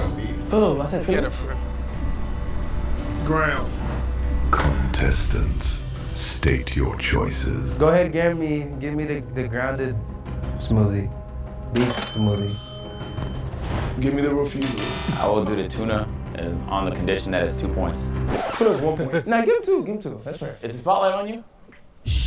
The two ass eaters. Y'all don't understand the rules. No. Your brain's not small, bro. nah, Your brain's nah, real nah. small. There is no thing I said I would do. I refuse then. I'm not doing it for one. Chess boy. Tuna. I'm gonna go with ground beef. Ooh, woo-wee. Oh my God, Dave's gonna die. The fact that I can smell the tuna from here. Y'all just nasty, B. That's like porridge. Hey, God. Yo, gang. You eat that ass. No, I don't. I've been trying to tell you, dude. Yes, you do. That's what I've been trying to tell me, bro. No, I don't. He's yes. Like y'all couldn't put tomato sauce. Y'all had to put water as the base. Nah, for real. So full mouth shown. Ew. And then You know what? I will remove myself because they will for sure spit in my direction. No. I know y'all. You're gonna win the shot. I've been around y'all. I'm gonna stand back here, bro. Are y'all ready? Go, Davis. No. Chris, we start with Chris. What do you mean we start with Chris? Like I don't got fucking shit in my nose, gang. What the f are you talking about? Drink that shit, nigga. What are you talking about right now? Swallow.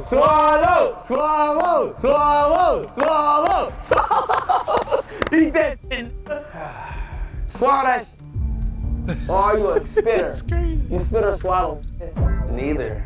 Oh God, this is gonna make my stomach. Is there a bathroom there? Let it drop in your mouth. Let that be. Hey, yo. Let it drop. Drinking it like a kid. Eating catnip. The whole thing. Let it drop. Ew. Bro, you didn't even. Ew. It gotta be. Let's get a new tablecloth. Go ahead, let's pre-order a new tablecloth. I'm not sitting down on that. I told you I was gonna throw. What the? I guess production, man. Why would you do that? Kai, it's your turn. Little sick, man. Ew, that's nasty. Eat it. Confirmed. Yeah. He eats What am I Eat that. No. It's crazy it took us 2 years, but we got to the bottom. We got you. He eats that. We got him. Yeah, we got it, folks. Chris, it's I time. look like a Shake Shack cookies and cream chocolate shake. Smells just like it. Smells like yo. Psyching stuff out. There you go. Incredible. Yeah, just like Shake Shack. Swallow I ain't it. gonna lie. I'll probably be able to do it. Just give me some ketchup or barbecue. I'll be straight. Just like you would in a Shake Shack. This is wild. Ooh, y'all is deep in the trenches. Ooh. We ain't in the trenches no more, bro. Just like, what's it taste like? I'm so good. Shake Shack? Yeah. My stomach weak. I got a bad stomach. This is so good, yo. It's on French tip nails. And his breath is gonna smell Everything like going mixed good. ground How about beef. you? Yo, swallow that bitch. Got it. I'm done. Good work, Chris. Good work. Check out how this app helped me buy whatever I want in my favorite game. Unlimited money makes it so you can get what you want from the game right from jump without the grind. Let me toggle this in Starfield real quick. Chris continues to pull ahead with Kai in second. It's a three-way tie for last. Would you rather get smacked in the face by a giant fish or a giant salami? Salami, because I got slapped with a giant fish last week on stream. Fish have teeth. I don't know what salami is, so I'm going fish. Salami. Giant salami. Because my friend. You got meat slapping. That's cool. But it's not. That's okay. That's Dog. Decide between fish or salami. Man, that's crazy. Slap me with the fish. Go ahead, slap me with the salami. I'll sell. Put the meat on my face. Okay. Hey, yo. Okay. All right. Come on. Exception. Salami. Give me the fish. Give me the salmon. Oh my God! Look at this big. Are you shitting me? That's a big fish. God damn. That's big stupid ass shit. Oh my gosh. Contestants, protect yourself. You know damn well it's not fitting on my head. Yo, wait. I feel like I'm never considered during when there's like headgear. Yo. Nope. No, you really got a big head, bro. Yo, AJ can never play football. No, I would just get something that fits me. No, they don't have nothing that fits you. Shut up. Hey, yo. I want Davis. Ooh. Hit me in the middle. Do you hear me? I bet. Do not hit me with the face, Duke. Oh, this is so in that. I pass. I ain't gonna lie. I pass, bro. But like, Hey, you hit me with the middle? yo. I don't know. What? This shit strong. Ooh. Nah. Never mind, bro. I hate this, dog. What the? Well, pick up the big. Come on, man. Come on now, man. Off. And which way you coming? I'm gonna come this way. I bet. Pause. Come on, let's go. Oh my God. Oh shit. Oh that was calm, bro. Come on, bro. That was real calming. But it hurt, boy. It hurt? No count. All right. Who's gonna slap me? I bet I'll slap you. I ain't gonna lie. I'm not gonna go full because I just feel Can I feel it? No, eat the full thing, bro. Oh Lord, it smells bad too.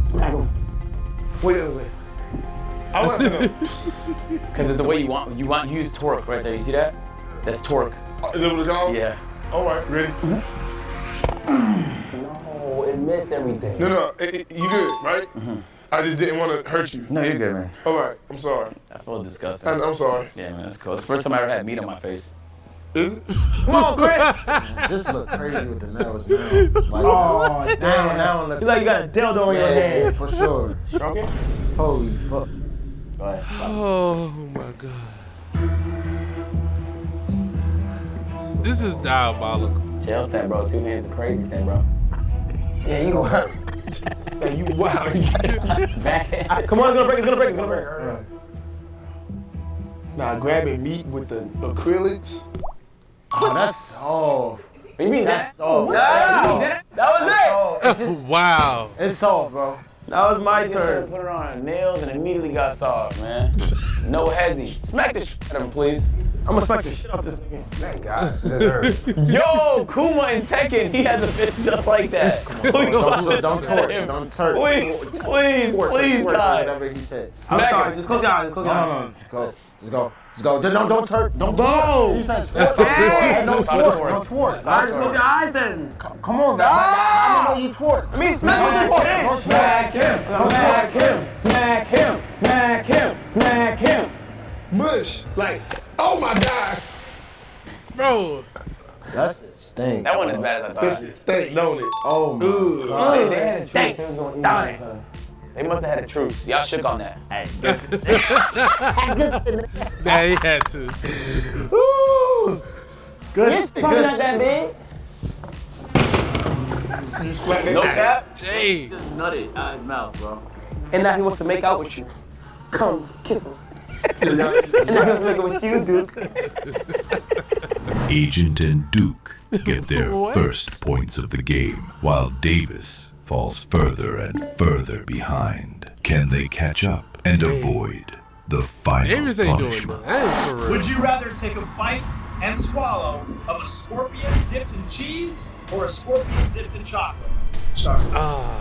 Cheese. Everything's better with cheese. Scorpion dipped in chocolate. I don't really like chocolate. So I I guess don't- cheese. I don't like chocolate. Some hot cheese might hit though. Like, oh, you said chocolate too? Or chocolate? I love Oh, that's chocolate. tough. That's tough. That's some bullshit. Let's That's combine tough. it. Let's combine it. I know he's doing that. We weren't able to get scorpions, so you will be eating cockroaches instead.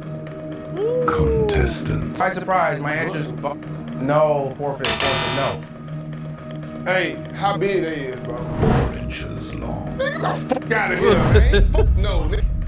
Hold on. So I can like, hold on. Yes, nigga. Legs and them teeth, nigga. Let's do it. I'll sell. Shit, I say do it, but I probably look at it and not want to do it. Nigga, your big ass always come. Always complaining. Eat up, nigga. I say do it. Bro, stop acting like we didn't know you was gonna do it though. We knew you was gonna do it. The belt. I want the belt. Yeah, I ain't the bill. Right. So I gotta do chocolate and cheese. Correct. Y'all know y'all could have edited that, right? Come on, bruh. Alright, chocolate, cheese, fuck. Let's go. Let's do it. Wait, this guy? Looks like a stock model. All right, what are we doing? New guy, a little tweak. Cheese fountain is tough, though. Oh my god, that's big. Cheese fountain is tough, gang. But that's not even advertised. Yo, you I should have done chocolate too, bro. I can smell the insect. Man, you got life. I'm too deep in, bro. Let me see, man. This over with, bro. I got double dip. Nastiest ideas we ever had, bro. I ain't gonna lie, this bitch like a sneaker right now. Eat that motherfucker, dude, Denny. They never really had cockroach sandwich. Man, get what? I used to live with these motherfuckers all day long.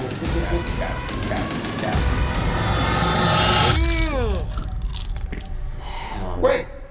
Bite the side, gang. That's enough, right? That's a lot, though. Wait, that's the head. Ah! Wait. Oh, my God.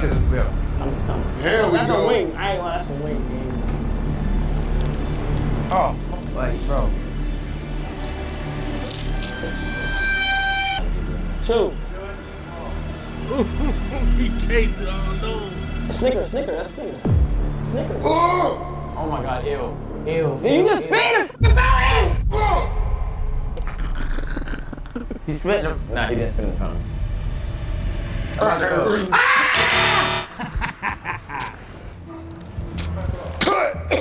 Cut! Yo, I've done some nasty I've ate some nasty We've done some fear factors, bro. I'm about to throw up. I just can't do it. No. Oh my god, this shit's so ass, bro. Chris, ain't no way you can do this game. It's just the fact that I got a double dip. I think that even adds too much. I low-key think the flavor might be so confusing that you don't taste the cockroach. Oh my gosh. It might be a good. How it taste? Salty? Nah, but it tastes like a Snickers, bro, but it's the thought process. Yeah, you were spitting all over that chocolate fountain. Yo, why we keep doing nasty? Bro, it's deep, bro. The niggas behind the cameras y'all don't see, them niggas is nasty, bro. Listen, you don't even understand. Listen, them niggas is nasty. Them niggas behind that camera, Jim, the real ass eaters right there. The real ass eaters are behind that camera. I'm letting you know. He is too, but them niggas back there. No, Kai's going for the win today. No, it's more than that. Hey, I'm going fuck what it is. You ate an eyeball. No, you gotta really bite that all down to the leg. Come on,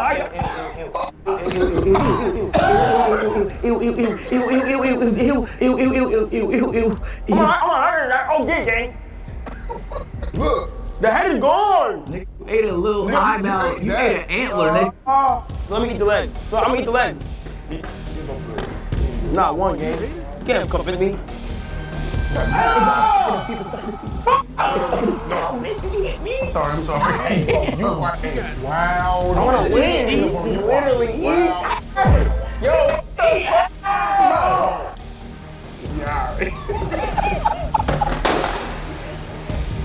But you can't even swallow it. Disgusting. Does that count, guys? Yes.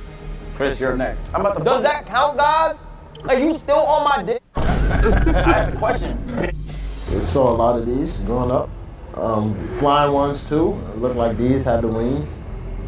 Oh my god. Chris, don't do it, Chris! Don't let Kai catch up. You know you're better than him, bro.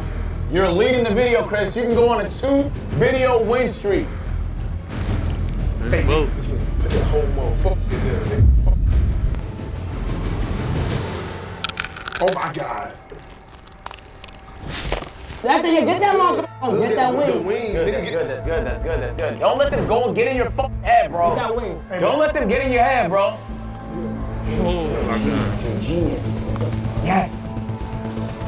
So now you gotta try super hard to win because Chris is goddamn. Because Chris is fucking unbeatable right now. Shake him up. Yeah! After double dipping, Chris remains in the lead, with Kai right behind bro. him. Let's see if he can catch up. I couldn't do it, bro. I couldn't do it, no. Avoid the final I'll be right there with David. Would you rather get stuck in a tornado of rainbow sprinkles or cooking flour? Rainbow sprinkles. Oh, rainbow sprinkles. No, that would hurt. Cooking flour. That means Flour. Rainbow sprinkles. I eat that. Rainbow sprinkles. I'll do the flowers. I'm eating that. At tornado speed, sprinkles feel like bullets. Contestants, Yeah. state your choices. I accept.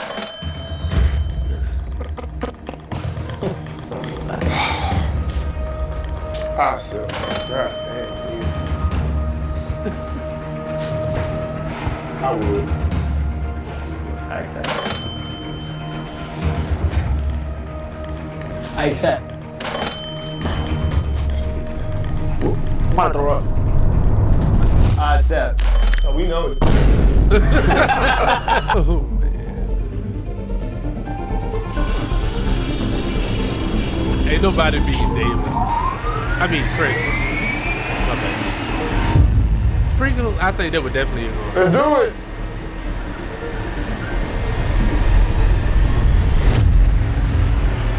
Look how heavy that is. Is that sprinkles or Oh, shit. Oh, shit.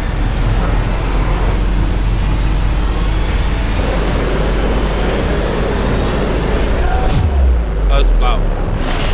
That's cool. Oh my God!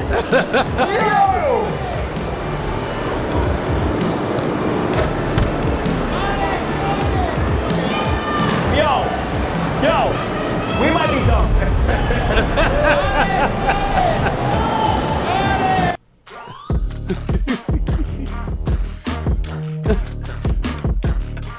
Now, who gonna clean all that?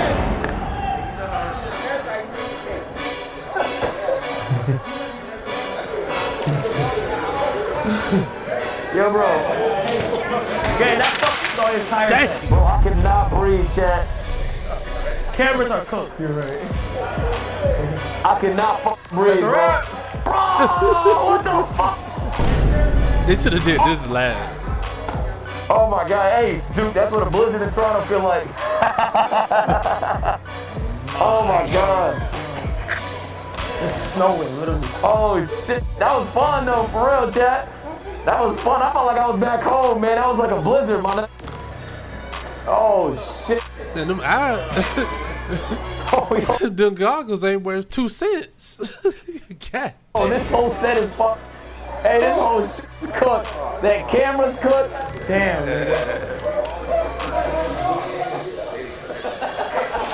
Man, what the fuck going on right now, bro? How the fuck y'all get hit? Dead up to like snow. Come on, guys. Together. This about. Oh my gosh. Yeah. Chris, I'm in. Oh, GG.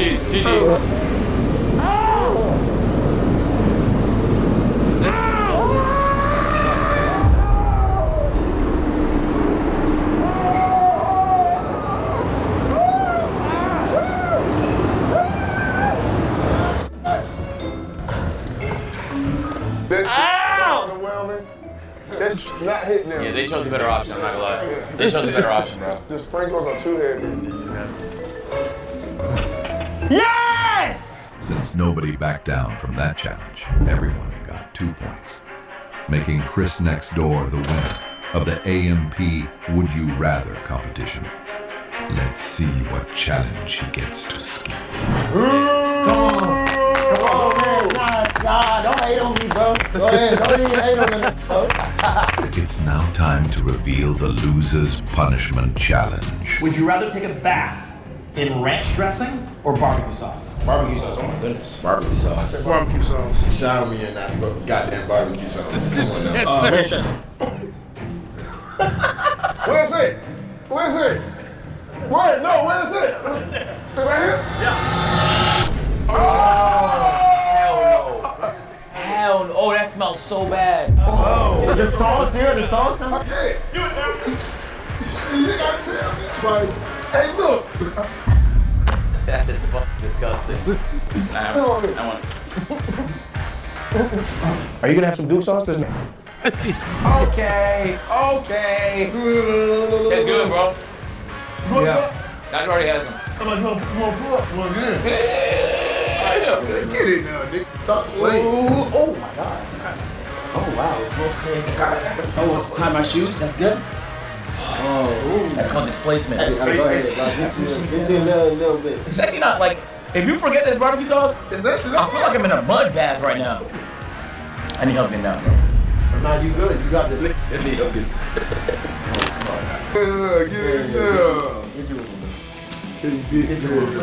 Nah, it's over with for dipping there. It's boots all in there, man. Right. Ew, brother. Ugh. I ain't even thinking that. It's your punishment, Davis. Lock in. Man, how long it take y'all to put this barbecue sauce in there? All right, went straight to Wendy's, huh? Wendy's do got a lot of barbecue. I bet you can hold back. Straight barbecue sauce today. How's that feel? Dip him in there, man. He's not in there deep enough. Come on, bro. That's good. Nigga, you put him. Get him right, dude. Get him right. Put it in my hair. Get him right, dude. Get him right. Wow. Oh, that feels good. Let's join.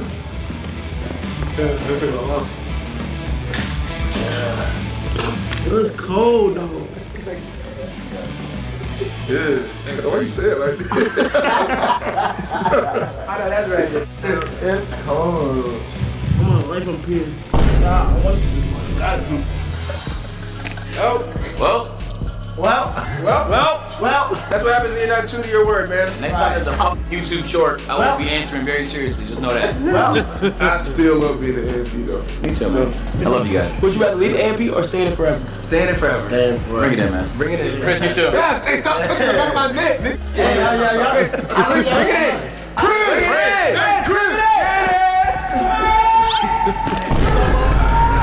Already. Love y'all. Road to 8 million. We'll catch you guys in the next one. Hold on. I got my Benny. Having a Looney Tunes fall. Help me. Come this way. Stop. Yo, this is funny. Oh man, this is cool. Yeah, that roast stuff though. That would be a hard pass. What's up, Satoshi 10? How you? I'm doing alright. Alright, next. Useless ancient instincts we all still have. Now, how long we been live? 2 hours. We going strong. As much as we like to believe that as a species we are civilized and technologically advanced, in reality, a lot of modern day society and our day-to-day life is still heavily influenced and, quite honestly, controlled by primal instincts, deeply ingrained in our brains over hundreds of thousands of years of human Did development. I pronounce your name right? Satoshi? But in this video, we're going to discuss examples of primal instincts that were helpful at the time that today are quite useless or, in some cases, making our lives harder. Let's get started. I would guarantee that most people watching this video, if not everybody watching this I'm from the States. Where you from?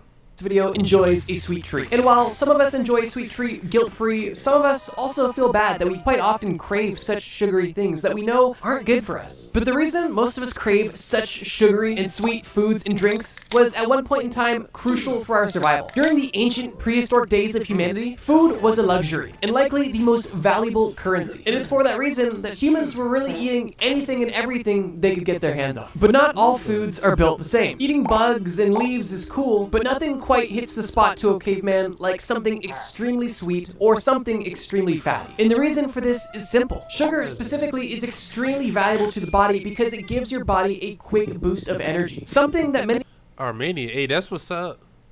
What time is it right now? foods aren't able to provide. And because of this, your body responded extremely positive to this food source that was able to give you such a quick hit of energy. Even if your body wasn't in dire need of energy at the time, your body is able to store that excess energy in the form of fat. As a business owner, your to-do list runs deep, and cybersecurity is a crucial checkbox. Is that AM or PM? LastPass can help you educate your employees and safeguard. Meaning that at any time, at any place, if there was anything sweet around, your body knew to consume it there and then. And at the time, this could have meant life or death. Now, unfortunately, the stakes today are not nearly as high. And I would say that most people, if not everybody watching this video, does not struggle with food scarcity either at all or definitely not to the extent that cavemen did. Meaning that eating the bag of... Good gracious. So you like...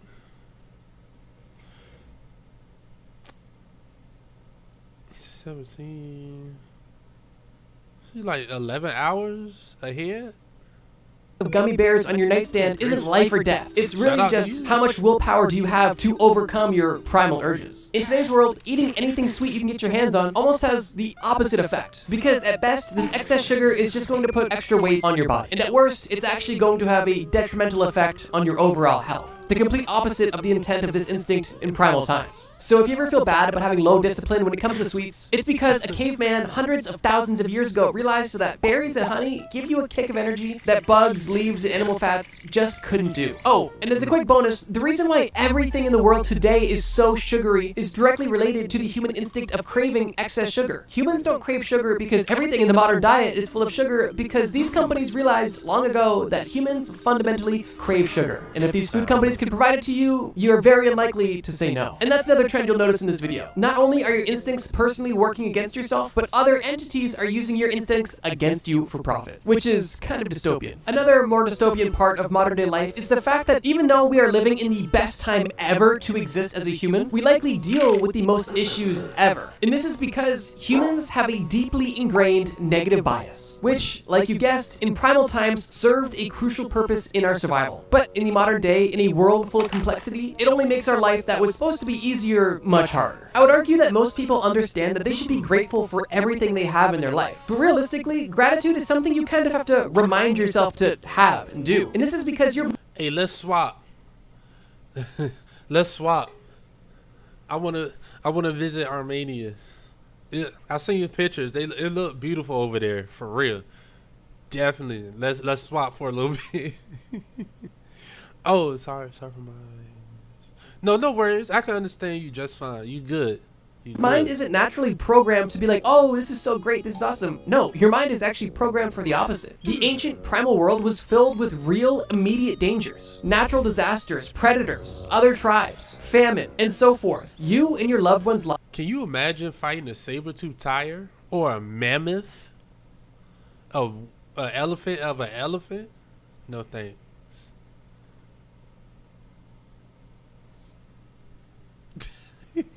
Lives were consistently under attack. And because of this, the best way to survive in a world where everything could and would kill you is to be aware of those things and to primarily focus on the negative or dangerous aspects of life. Let me tell you, living back then, I mean, now you should always do this, but especially back then, always be aware of your surroundings.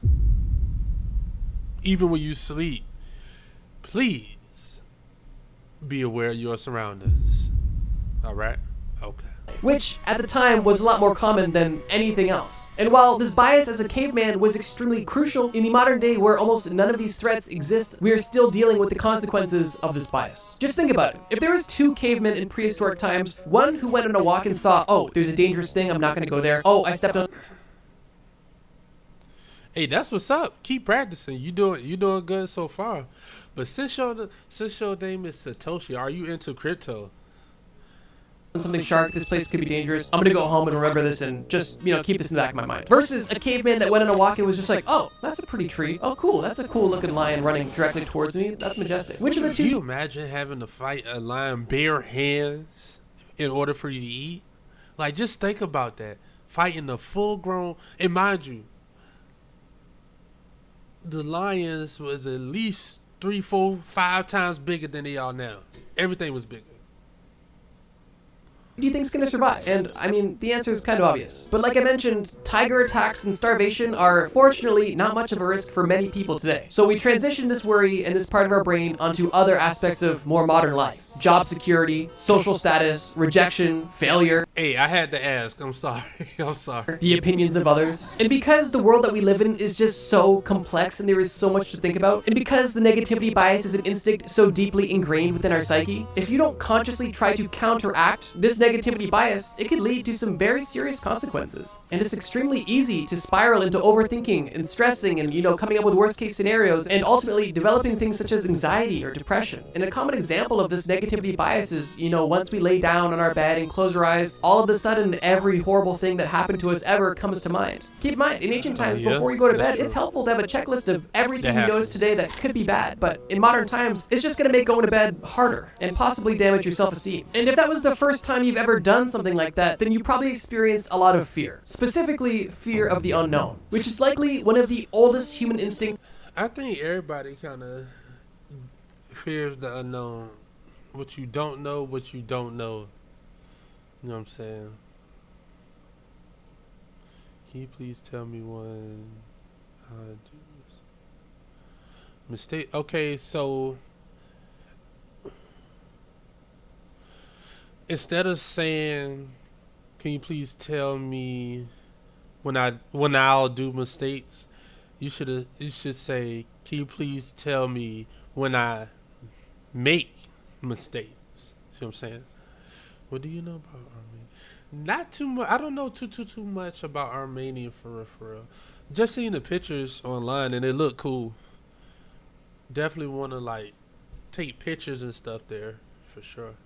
We all have to this very day. Our ancestors had to essentially trial and error a lot of content. Every aspect of life, always. And the stakes were typically life or death. And because of this, the best way to mitigate as much risk as possible was to simply stick with what you know and avoid what you didn't know, which led to the development of the fear of the unknown. During ancient times, exploring a place that was dark and you couldn't quite see, encountering an animal that you were unfamiliar with, or even seeing weather that you haven't quite seen before, all could very well lead to the death of you and anybody around you. Meaning that the best way to stay alive was to avoid and fear any of these things you were unfamiliar with. And this instinct is still around to this very day. But once again, in modern times, this instinct isn't helpful and is often counterproductive. And while I would definitely say that there is an argument for the fear of the unknown being helpful today, there is still places where it isn't helpful. Specifically when it comes to exploring opportunities that could ultimately be beneficial. Like, let's say, starting a new relationship, trying a new food, going to a new city, moving, meeting new people. In the modern day, when things are so safe and so civilized, there are so many amazing opportunities to come out of exploring the unknown and seeking discomfort and truly trying to overcome this instinct. But the reality is just that. This is an instinct that has to be overcome to experience these things. And because of this, there is a saying that I think is rather accurate, is that most people would rather experience a familiar hell than an unknown heaven. And it's interesting because even though in that hypothetical that the unknown situation would be objectively better, because it's unknown, it's still scarier than dealing with something objectively worse that you're at least familiar with.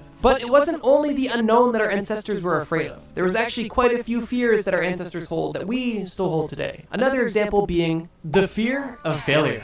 Now, once again, there is instances where this fear is still helpful in the modern day, but as a whole, the exaggerated fear of failure is more detrimental to people than it is helpful. We know you're hovering over that button, but we need your help. We have a better button, we promise. In ancient times, goals were simple and immediate. If you were on a hunt, your goal was to secure an animal. If you're looking to reproduce, your goal is to secure a mate. If you're looking for shelter, your goal is to find a warm and comfortable place. And in all of these instances, if you failed to meet your goal, your life or your bloodline was done. And those stakes are pretty high. And over hundreds of thousands of years of development, our brain began to realize that if we really want something, we cannot accept failure as an option. And while in the modern day, many of our goals are not life or death at all, a lot of people still act like them. Doing worse on an assignment than you anticipated, not getting the promotion you wanted, having an application denied for almost anything. All of these things are uncomfortable and upsetting, but in most cases, they are not life or death. Although some people still act like they are, but it is so ingrained in our being to have that exaggerated fear of failing that typically only holds us back and will cause us to feel a sense of dread when in reality the situation may be mildly infuriating or potentially disappointing, but definitely not. You see, humans have always been tribal people, pack animals if you will. And within packs or groups, there is a hierarchy. And within hierarchies, there is status, which determines where you stand on the food chain. In ancient times, we were extremely motivated to seek status, not to satisfy our egos, but to ensure our survival. Because in ancient tribes, the higher status individuals typically got the most benefits, the best shelter, the most food, and so on. And the opposite. Oh, no, I say, You don't have to do that right now.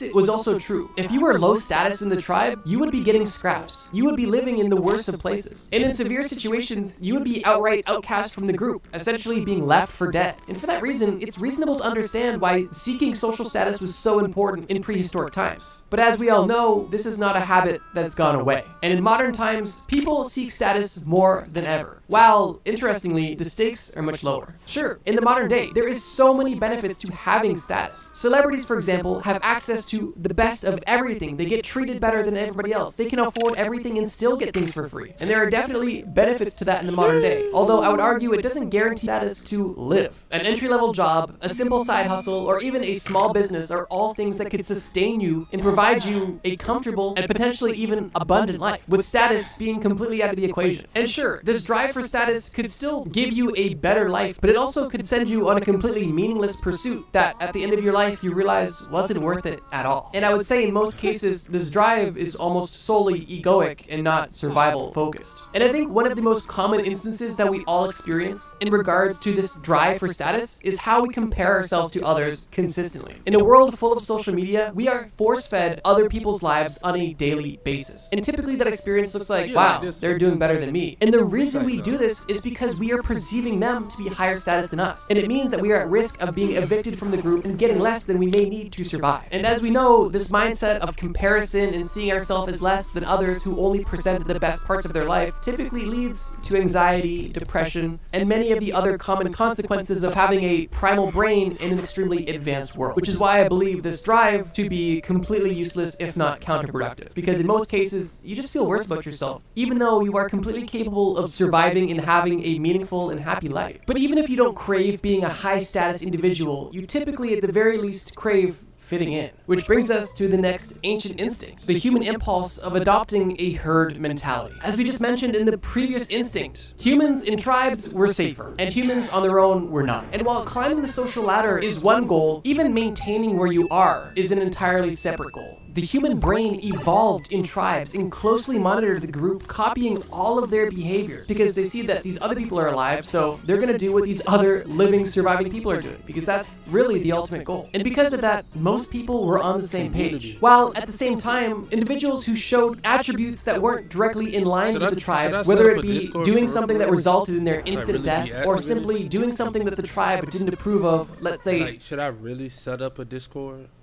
I've been thinking about it. Not reciprocating sharing food or not contributing would result in being exiled, which was essentially a death sentence. If you notice that everybody does one thing and the people who don't do that thing either die or get kicked out of the group, you're going to quickly learn that it's best to do what everybody else is doing and not stray too far from that. In prehistoric times, it meant coexistence. But once again, today, the stakes are not nearly as high. But that doesn't stop our brain from trying to keep us in line with the greater group. Everybody in one shape or another fears rejection. Whether it be talking to somebody you find attractive, trying to sell something, or simply trying to find a place that you belong. Nobody wants to be told no or that they don't fit in. And this is something that we experience from a very young age and most people carry through the rest of their life. And while herd mentality can manifest itself in a lot of ways, it's most commonly experienced by simply not wanting to stand out or make too many waves or rock the boat. So if you ever feel bad about your desire to fit in and want to be somebody else or want to have other attributes so you could be more like others, it's not that you hate yourself or it's not that you're wrong. It's simply the biology of your brain telling you that if you are more like others, you will have a higher chance of living. And while that's not really the case today, your brain doesn't really know the difference. And similar to our fear of the unknown, this herd mentality, in most cases in the modern time, holds us back rather than protects us. We stop ourselves from pursuing the things we truly love or doing things we really want to do. It stops us from taking risks or doing things that seem out of the norm. The goal of this herd mentality is to keep us alive, not happy. And what that looks like today is simply doing something that you know is safe even if you don't like to do it, because doing the thing you want to do might not give you that same safe result. And that could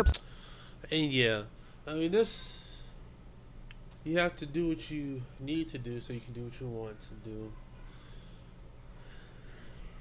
Make sure y'all like, subscribe, commenting. Let me know what y'all think about the videos and all that. And we're gonna go to the next. We're gonna go to the next.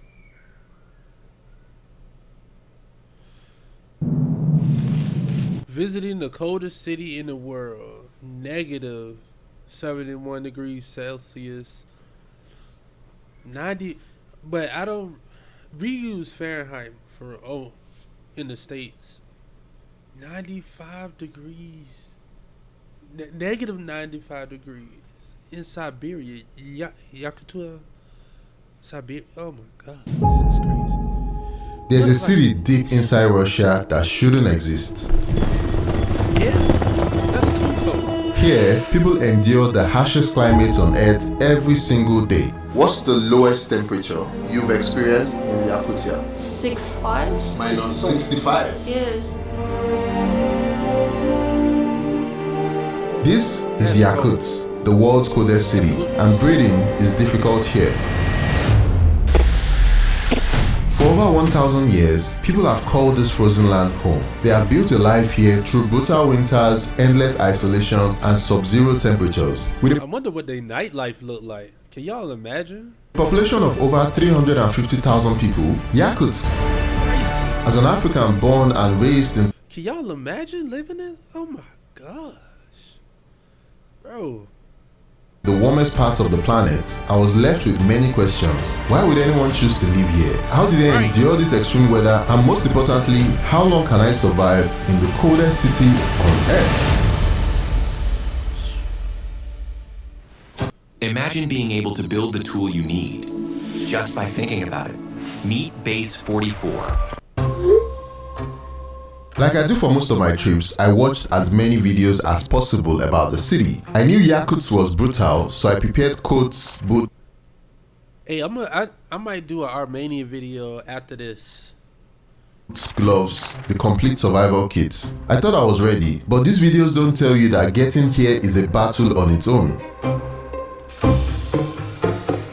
With Russia at war with Ukraine, simple travel routes became a logistical nightmare. I had to postpone this trip twice because something would change every time I thought I had it figured out. The further I dug, the more it felt like Yakutsk was a place I wasn't meant to reach. I started my journey in sunny Portugal. From there, I flew through Istanbul, one of the last few places in the world where you can get a flight into Russia. The next stop was Moscow, and that's where another challenge arose.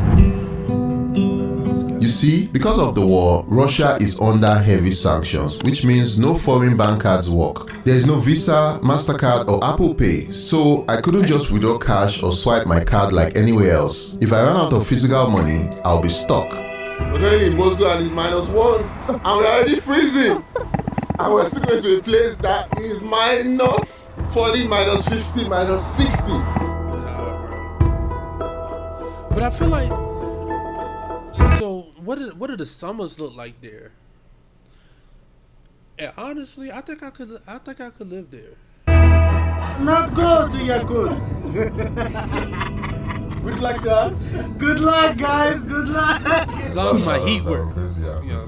Wow. Are we sure we want to do this? Well, you only live once, so go. Good luck, friend. Yeah, nah, the heat will have to work. If I don't got no heat or nothing, bro. And see, look, he is very underdressed, but he's in the car, so he's probably like an Uber driver or something. But still, bro, nah. I had to have some more clothing on.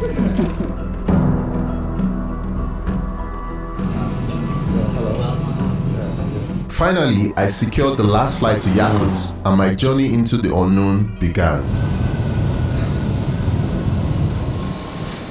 Yes, thank you.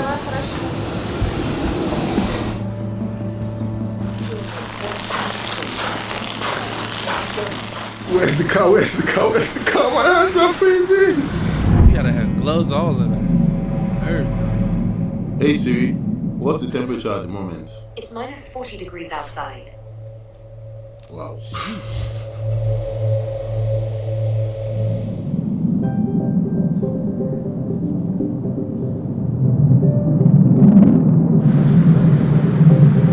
Just a few seconds after stepping outside, I look at Kofi's eyelashes.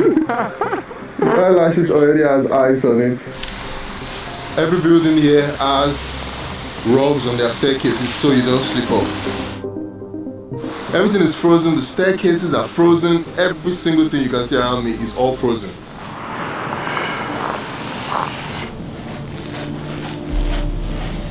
Finally, today is Sunday, and I can see all these cars here are parked in front of the Orthodox Church. During the duration of the service, everybody literally left their cars running, and they went into the church to pray, and church service is just over now. If you switch your car off, the engine oil freezes, and then you can't start it again. The car is on, but nobody is literally inside. Yeah, but the engine room. Many of the cars have this covering in front of their radiator. The purpose of this is to make sure that the cold doesn't get into the engine of the car. When parked, most of the cars were covered with a very thick material called the Natasha. This cover ensures the car stays warm when the temperature drops. They cost around $100 to $400 depending on the size. Cars that are like this. Whoever, yeah, that's a great investment. Can't be driven again till the summer because everything inside it will probably already be frozen.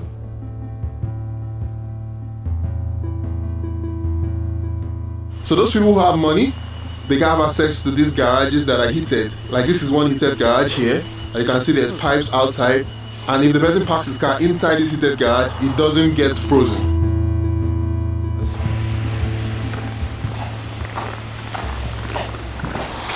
Guys, look at my nose.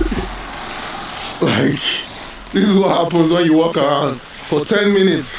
The temperature here is really brutal. And even though I'm wearing these gloves, I thought that was gray hair. That's ice, bro, on his beard. my hands are starting to feel numb. I can't really feel my hands as much. My legs felt heavy with every step, and I had a cold-induced headache from the blood which struggled to circulate. Here, passing out in the wrong place doesn't mean you wake up with a headache. It means you don't wake up at all. One of the questions I've been trying to find an answer to is, if the temperature here is this brutal, why do these people still keep trying to continue living here?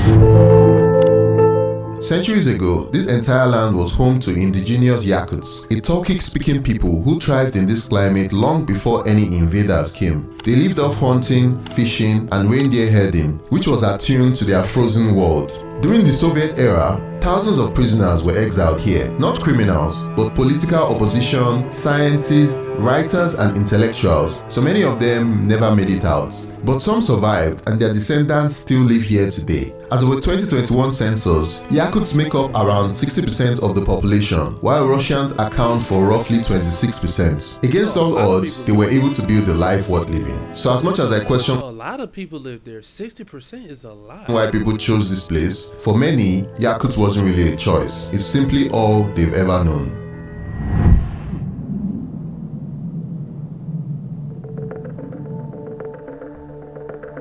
Even the snow that is falling is so dry. It's like sand falling from the sky. It's not even like normal snow that has a lot of moisture.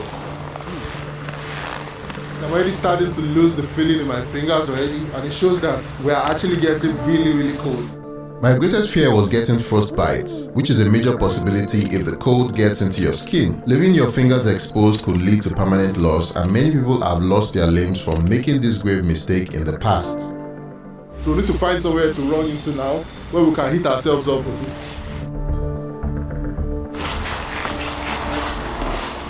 Oh, this is locked. Locked.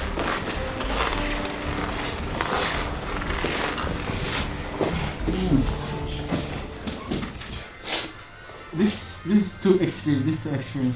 I just feel like sharp pains all over my fingertips. You gotta be careful with that. Today is warmer than yesterday. So this to you is warm? It's very warm, yes. What is cold to you? How many degrees? Minus 40, 45 degrees. Minus 35, minus 30, yeah. And just go for a walk. Really? Yes.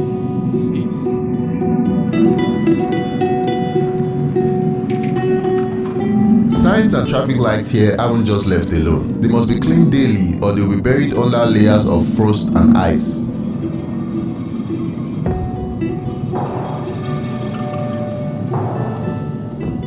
So we're at the Chinese market now. I want to get a new shoe because my shoe is not doing the job. In Yakut, normal clothes just don't cut it or freeze the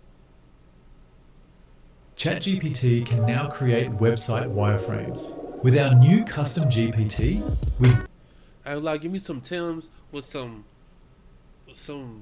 heavy fur on it. I'll be straight. That's 2-3 pairs of socks. Yeah, so these are the kind of shoes you need to wear if you're in Yakut. They're made with 4 on the side and they have this beads here, so it's kind of like a cultural shoe they have. It keeps you warm. It also has 4 inside it. This is the shoe you wear if you don't want to have frostbite on your feet. That. This is the big one or the small one? This is 46. How do you feel? I feel like a Yakutian. I've got my shoes so ready to hit the streets.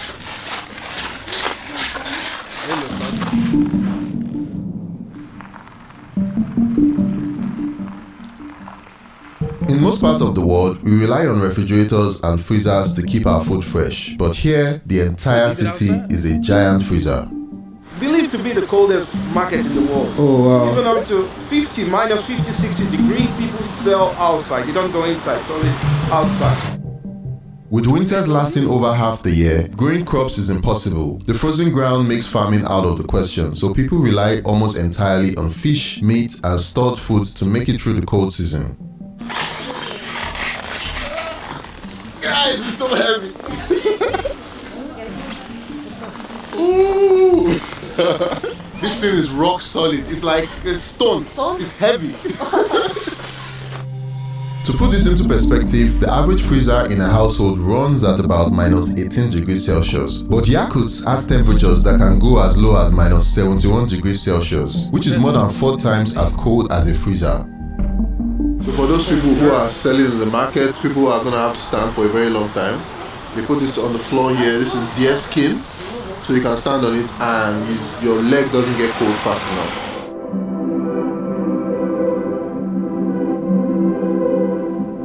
So she's wearing 2 of what I'm wearing just to keep herself warm whenever she's selling fish in the fish market because it's really cold here. So this 2. Hello, how are you? The primary language of the locals is Yakutian, but over 70% also speak Russian.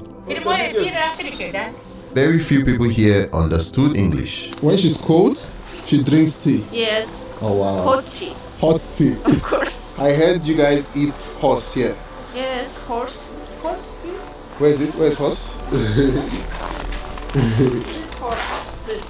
This one? This horse. This. They eat horse in Russia or just Yakuts? No. Russia don't eat horse. We Yakutian people, we eat horse. Why? Does it make you stronger? It's normal. It's traditional. So, can I try out tasting horse later today? Of course. Okay.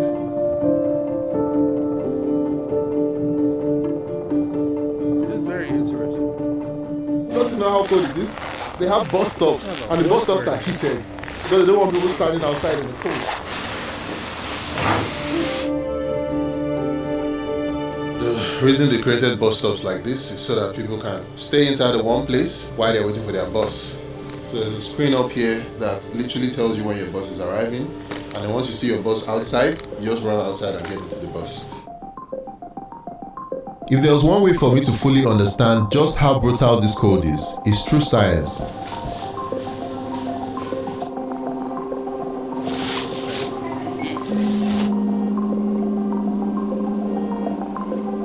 We have an apple here, we have a banana, and we have eggs. So here, we have boiling water. You guys can see, it's literally boiling water.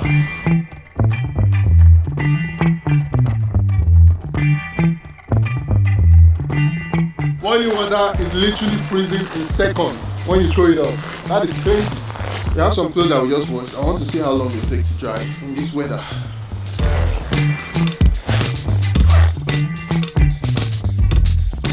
We want to see how long it's going to take to freeze. I have this banana that I left outside, and we're going to use it as a hammer to nail this into this. Stop. Check this out. Ain't no way. That broke. This is actually really strong. Let's try it with this, with the apple. Oh wow, this actually worked. And see, the apple is really smooth because it's literally as hard as a stone. This egg, we left it out for 5 minutes and it has literally cracked open by itself because it just expanded due to how cold it is. This is what happens to an egg that is left outside in Yakult. You can see we just left this out for less than 10 minutes and it's literally already frozen. Look at it. 10 minutes? If I wanted to eat it now, but it's frozen already.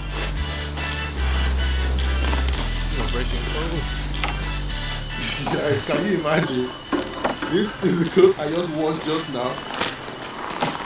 It's like a piece of wood now. If you wash your clothes and you spread it outside, this is literally what happens to it. Yeah. It's not a piece of wood. All of this just happened in less than 10 minutes.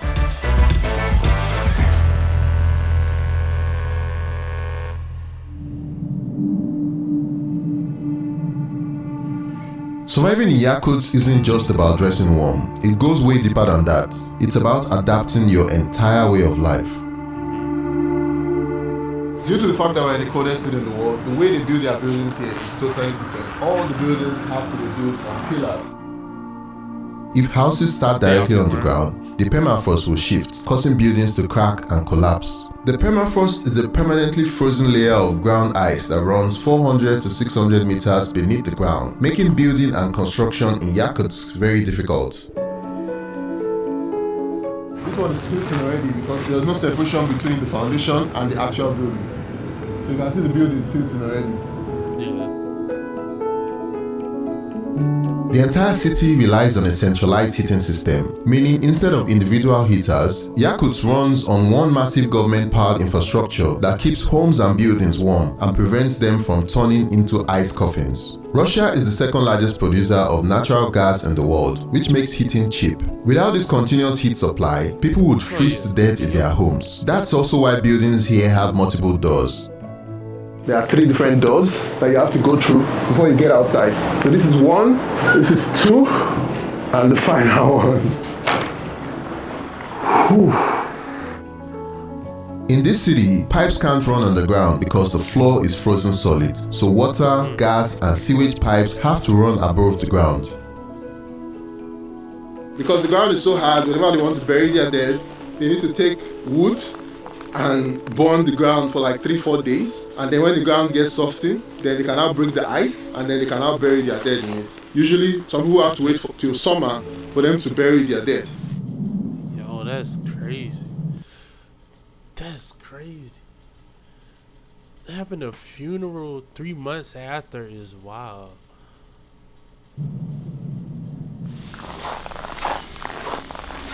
This is a lake now, but it's literally frozen at the moment. I'm literally about to walk on water right now. Here goes nothing. Oh, they just go down like, you know those movies that they go. If you fall in to water that's negative 95 degrees Celsius, down in ice. You're done. I'm actually in the middle of the lake right now. This is the center.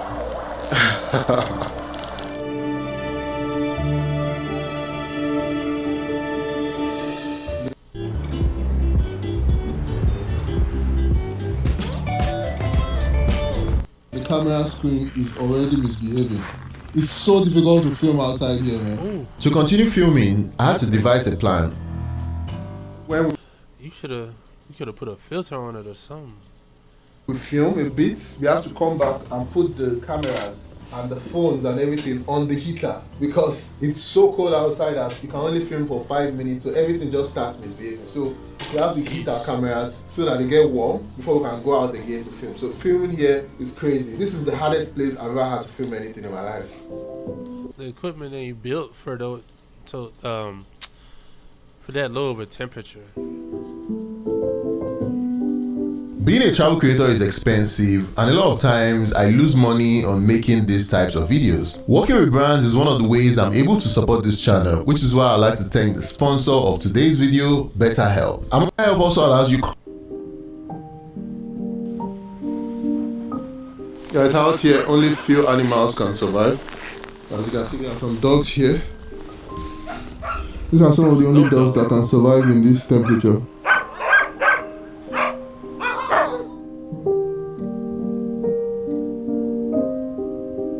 Deep beneath Yakuts, the ice never melts, not in summer and not in centuries. Good gracious. So this is all year round. Literally ice. We're literally on the ground now, and you can see ice everywhere.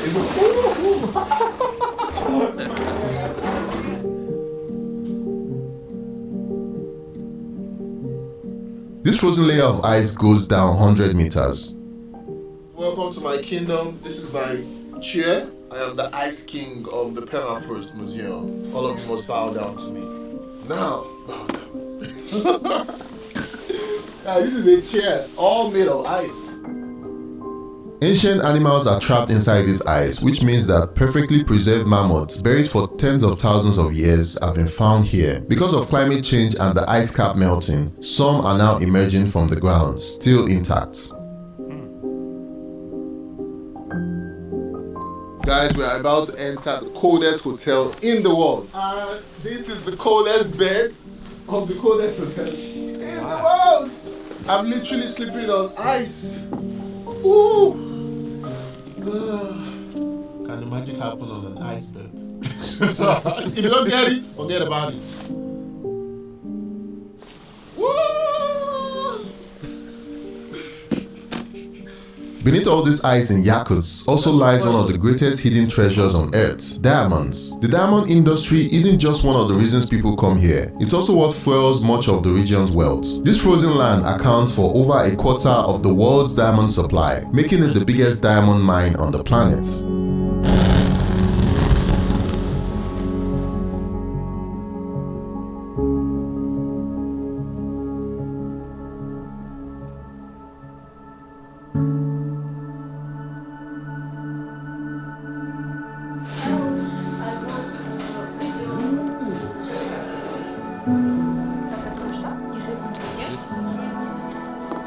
I've never tried out horse before, but we came to this restaurant and we're about to try out horse for the first time. What's horse?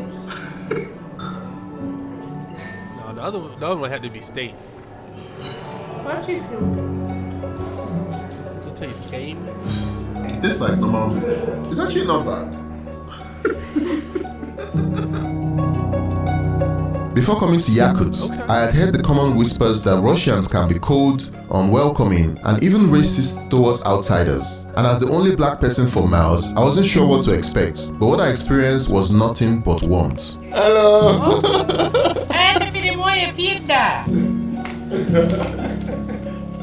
Strangers stopped me to take pictures, asking where I was from and what brought me here, and also what I thought about their city. It was a level of hospitality I never expected in a place so harsh, and it made me realize that even though Yakuts may be the coldest city on earth, its people are some of the warmest. The people's resilience was unlike anything I had ever seen before. They lived in conditions that most of the world would consider uninhabitable, where everyday tasks would require an extra level of endurance and preparation just to avoid the risk of frostbite or death, and not once did they complain. My dream is I want be a traveler, and I want learn many language. English, maybe Chinese, Japanese, Korean. I want to visit many states, maybe Georgia, London. I want to visit and I want to travel this world. You can do it, sis. If people can create a home in a place where winter lasts for 7 months, where the roads never truly thaw, and where stepping outside unprotected can be fatal, then maybe we are all capable of more than we think. This city is proof that no matter how harsh the world is, life will always find a way. This video is the first episode in my The African Exploring the World series. In our next video, we'll be going deeper into the remote parts of Siberia to figure out how the locals here live. So if you don't want to miss that, be sure to subscribe. This was cool. This was cool. Now I might take that back living there. I'll visit though. I would definitely visit for sure. I be having trouble when the fan blow on me at night. To have like cold 24/7, 365. I don't know about that. But yeah.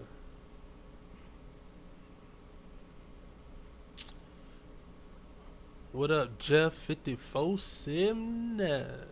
How you feel? What I say? Let's look up our.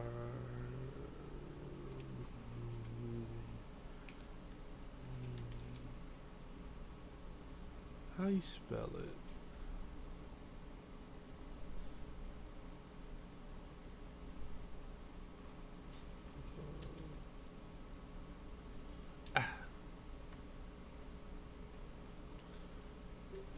Let's see.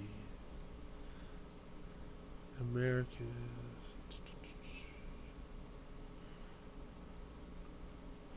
Okay, answers. Alright, this looks cool. Boom.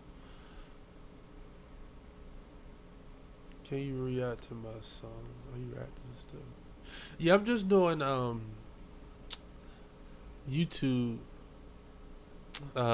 Just watching YouTube videos right now.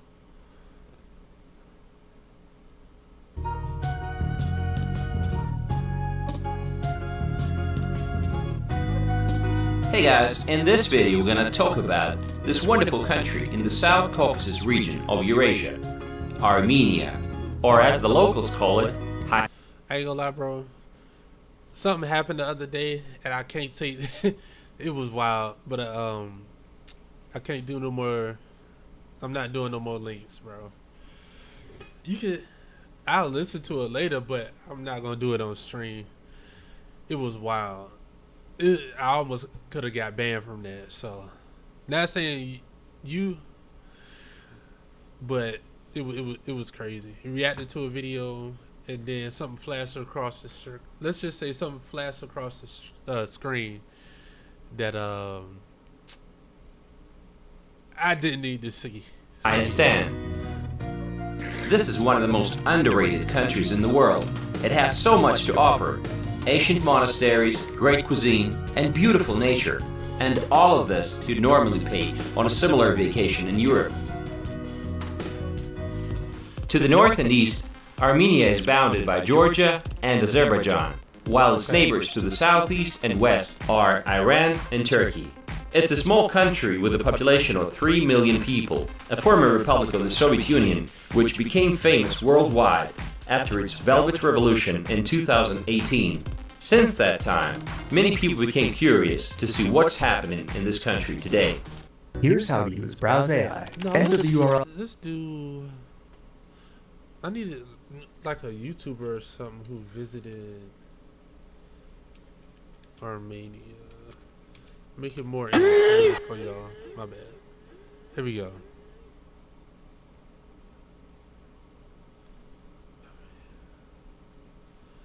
This is 5 years ago. This is 1 year ago. Who's got a million? But that was 5 years ago. 2 months. My first time in let's start this too long though. So she almost got like a million. I probably and it's not that long. Barev everybody, that means hello in Armenian, and yes, you guessed it right, I am in Armenia right now, and today my mission is to convince you to come and visit this compact, beautiful land in the heart of the Caucasus. So, shall we get going? Let's go. Over the last few years, as its neighbors Georgia and Azerbaijan grew in popularity as travel destinations, Armenia remained the quietest of the three, and yet that little scene reminded me of Hercules when he went to see Zeus. It may just be the most surprising. The number one reason why you should visit Armenia is its capital, Yerevan. Now, this is not a name that you would have heard thrown around very much, but this city is just so effortlessly cool. It may come as a surprise that Armenia is home to only 3 million people, a third of whom live right here in Yerevan. I think this is what makes the city feel so relaxed, more like a town than a metropolis. But it does hold some surprises. Right now, I'm at one of the staircases with some incredible views of the entire city and some really cool contemporary art. Let's check it out. This entire complex was created as a public space for people to enjoy contemporary art in the heart of the city. And if you dare to climb the entire staircase, you will be rewarded with a full view of the stunning Mount Ararat. As you move through the city, you discover its layers one by one. There's the Soviet past, there's the Christian heritage, and remnants of Islamic history. On top of all of this, it's a pretty hip and happening spot with new bars and restaurants opening up on the regular. But if you're more into the traditional stuff, then right here, markets like this, you'll find everything that is great about Armenian foodie culture. Let me show you around. The gum market is a busy marketplace for nuts and dried fruit. These are some of the traditional products that come from the local region. This right here, this is sucuk. It's a traditional local sweet, basically walnuts wrapped with a paste made out of dried fruits and nuts. But casually, people here call it the Armenian Snickers. It kind of looks like one, right? You can believe that. But I haven't really come here for the tasting sessions. I've come here to chat with the locals. Apricot nuts. Apricot nuts. This. Wow. Good product. Armenia not quite with this. He's killing me. You're killing me. As I made my way through the market, the command taste met me everywhere. It is absolutely overwhelming. Every single stall that I've No, I'm good. Excuse me. No, I'm good, bro. Appreciate that, though. gone up to, people are saying, please eat more. You're a guest. You have to accept the gift. Really did. I don't know. Well, some interactions were less expected. They just asked me if Oliver, who's behind the camera, is I love you. I just said he's a colleague from work. Yerevan may not be the biggest or busiest city in the Caucasus, but it makes up for that with its endless charm and super friendly locals. As for our list of reasons to visit Armenia, let's move on to the next one. Armenia is also a great destination for culture and history junkies. Not many people know, for example, that it was the very first country in the world to adopt Christianity as its state religion. Here's a few great spots to check out all across the country. Here stands the Temple of Gani, one of the last remaining pagan temples in the region in such good condition. Much like the temples you see in Greece, it's 2,000 years old. Incredibly, it was totally destroyed in an earthquake in the 16th century, but rebuilt using the original materials 300 years later. Oh, wow.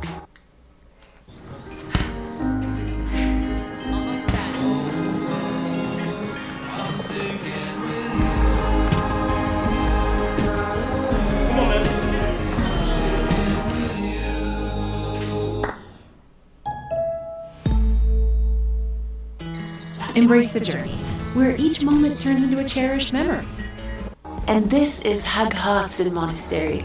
In Armenian, its name means the monastery of the play ego. Dating back to the 13th century, it's surrounded by a beautiful, lush forest. And this is Savanovank, a 9th century monastery with an incredible location overlooking Lake Savan. And this is Horvirab. This monastery has roots dating back to the 7th century. Legend has it that there was once a saint imprisoned here for 13 years before getting released by saving the king and converting the entire country to Christianity. Since we're on the subject of history, we should talk about another little-known aspect of Armenia's heritage. My next reason for you to visit Armenia is for its wine.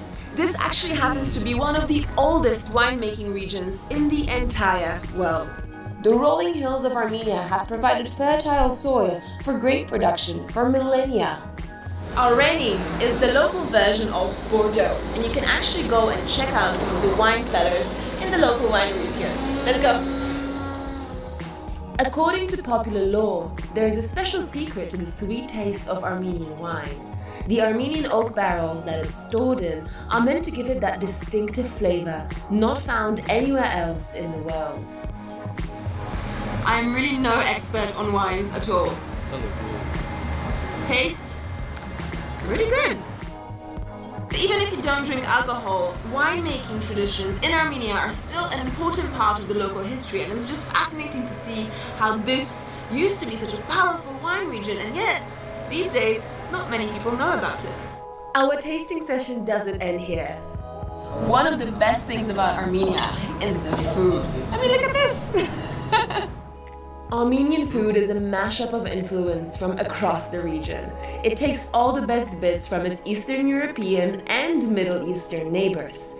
And to give you an idea of what the mountain food here is like, the dish you see right here is called khurji. Khurji is a traditional shepherd's dish. And why is that interesting? Well, the wives of shepherds used to make khurji for their husbands as they went up the mountains for weeks and months at a time. Because it's such a convenient dish, you literally take some meat, mix it with some vegetables, and you wrap it all in a big parcel of lavash. Lavash is the traditional flatbread you have to slice through to get to the middle of your khurji. Love Armenian food. The gapama is a stuffed pumpkin filled with rice, raisins, and dried fruits. It's one of the more traditional dishes in Armenia, served mostly on special occasions. I'm really excited about the gapama because it's literally like food confetti. It's got everything and anything in it. Let's try. Oh. And now for something simpler. Here we have zhingal of hats, which is a flatbread stuffed with butter and about 10 to 12 types of greens and herbs, all from the local mountains. That's all It's all green on the inside. These herbs really taste like the mountain. You might recognize dolma from Middle Eastern cuisine. These are basically grape leaves stuffed with rice and meat and served with a beautiful creamy garlic garnish. Super good, so meaty and juicy, amazing. But there's one more thing about Armenia I need to tell you about, and that is its nature. Probably the highest concentration of totally diverse landscapes I've seen anywhere, and plenty of adventures to go with them. This is Fidan, and we're just about to go horse riding here in the mountains around Golk. Let's go! The best thing about the Armenian outdoors is that they are practically untouched. With so little tourism here, there's a sense of nature at its most pristine, anywhere you go, be it mountain, forest, or lake. It really makes you smile in awe at this small gem in the heart of the Caucasus. That's pretty much it. Will I visit Armenia? I would. It look like something out of a movie, fairy tale or something. Great architecture. Look like they got some good food. I would go. I would go. For sure, for sure. But we are approaching 3 hours. I may or may not get back on later, but we'll see. Right now, your boy's hungry, so I'm gonna figure that out real quick. And yeah.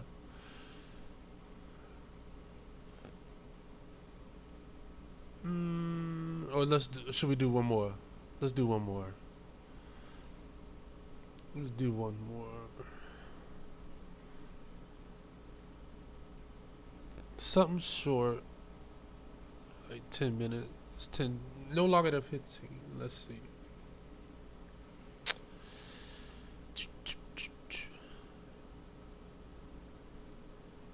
What? Ain't no way. Hold on. Oh my. I'm sorry. Always, gang. I got it here from behind. I know. It's fine. That's okay. It's okay. It's not fake. Relax. Bro. Okay. First, we actually need crowd control.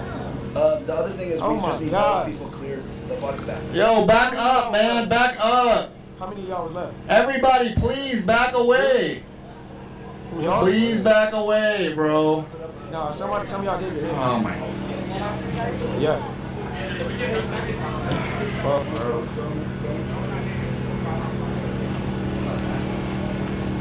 It was 2-3, gang. We smacked. We got some of them out.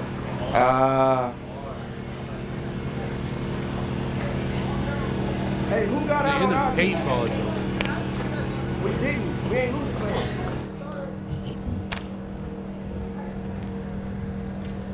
Starstruck and Pretty Little Snipers, please.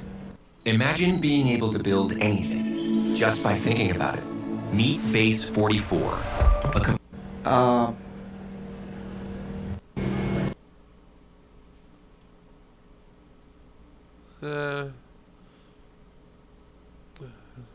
I don't really say too much. Let's see.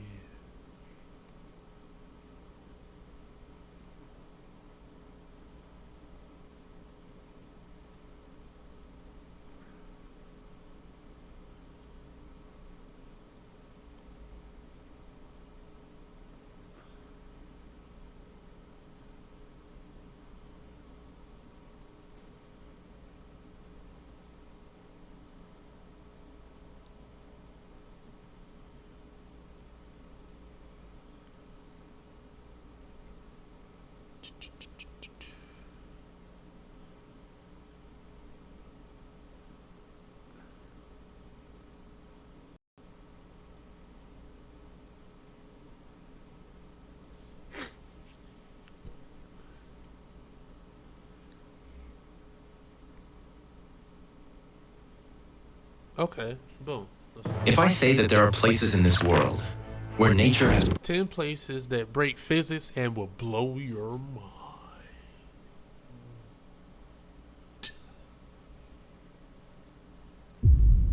There we go. broken all its rules, some places are so beautiful that it feels like heaven itself has descended here. But when the truth of those places is revealed, even the most stunning views start to feel eerie. So get ready, because this journey is not normal. It's the kind of trip that will make you laugh, shock you, and whisper inside, "Bro, I need to go here." Number 10. Zhangjiajie National Forest Park.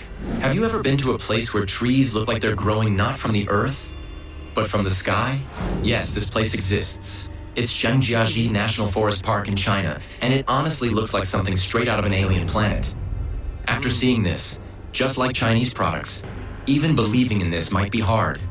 Towering stone pillars covered in lush greenery seem to shoot straight up into the clouds. From above, it feels like instead of mountains, God simply planted giant pillars and glued trees on top of them. As you walk through this forest, you'll feel like you're not on Earth, but in another world. The scenery is so cinematic that James Cameron took inspiration from this place for his super hit movie, Avatar: The World of Pandora was born here. Imagine if even Hollywood's imagination paused here, how magical must the reality be? But the truth is, Zhangjiajie isn't just beautiful, it's an emotion. It makes you feel small, and makes you want to salute nature. Oh, and if you're afraid of heights, then you must try the glass bridge. You'll be walking 980 feet above the ground with a clear view of the gorge below. Your legs will tremble, you'll be scared. But the Instagram pic? Guaranteed 1,000 likes. Number 9. That's it? Meteora Monasteries. Have you ever seen a temple dangling from the top of a mountain? No? Then take a look at Greece's Meteora Monasteries. These temples aren't on land. They're literally talking to the skies, sitting right on top of massive mountain peaks. As if God himself said, "Too much traffic down there. If you want peace, come up here." Looking at these monasteries, it feels like they weren't made by humans, but by some divine force. Because think about it, 400 meters high, no machines, no roads, and temples built up there? That's no joke. Back then, there were no stairs either, just ropes, wooden ladders, and swinging baskets. Yes, baskets. Want to pray? First, swing in midair. God above, gorge below. What? The devotion of people back then, mind-blowing. Today, people can't even handle a 5-minute power cut. The paintings on the monastery walls, the peace inside, and the surrounding nature. It all feels like time has stood still. Coming here, your heart truly asks, why were we running all this time? Real peace is right here. Meteora isn't just a place, it's a feeling.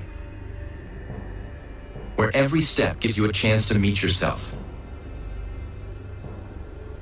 Number 8. Dane Socotra Island. Imagine a place on Earth where trees grow upside down, flowers look like aliens, and everything feels like it's from a sci-fi movie. That's so weird. That's Socotra Island, nestled in the ocean near Yemen. The dragon blood trees here look like an alien artist painted them and wrote underneath inspired by Mars. Yeah.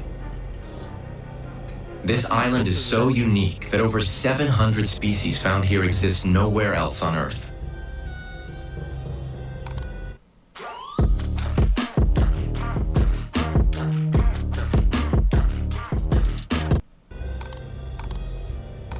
Not in the Amazon, not in European forests.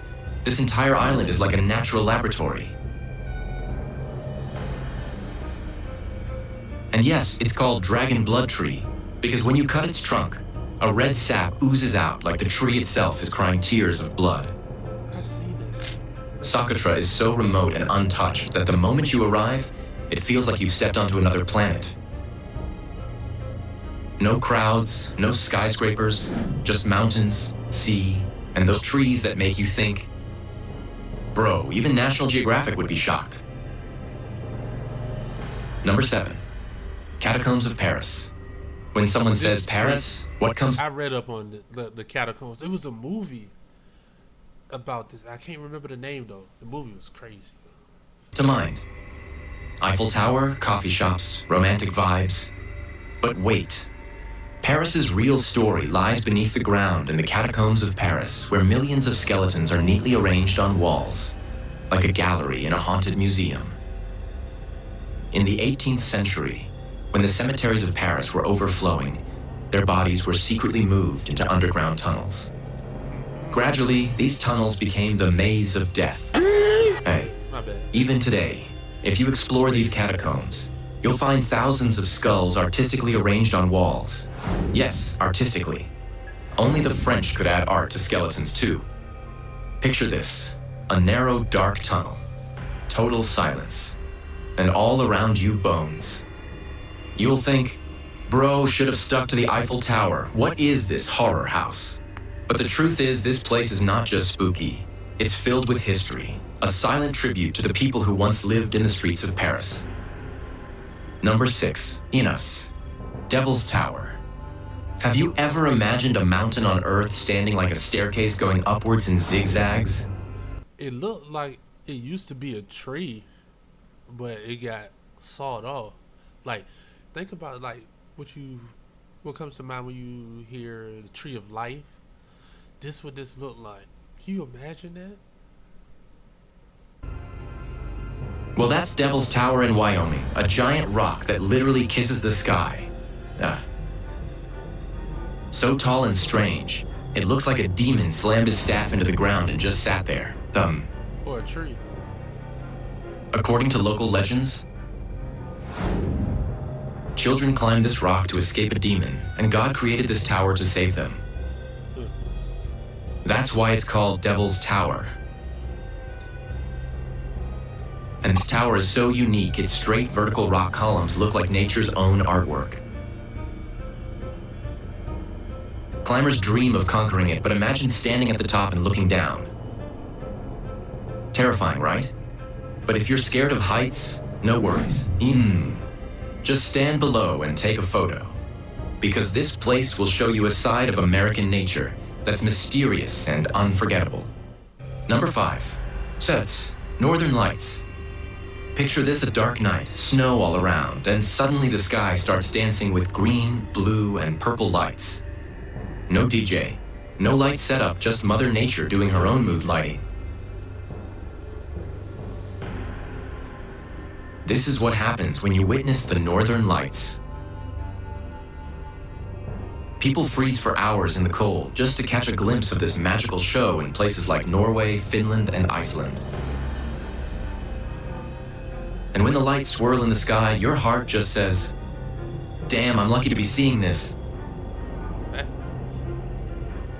Scientists say it's the reaction between solar particles and Earth's magnetic field. But the heart says some painter in the sky is making a masterpiece every night. And honestly, standing in that magical silence, you'll feel like you're not just watching, you're feeling something that no camera can ever capture.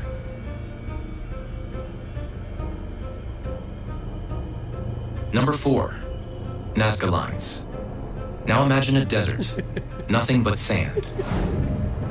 But from the sky, giant shapes start to appear, humans, animals, and strange symbols. Oh nah, that's crazy.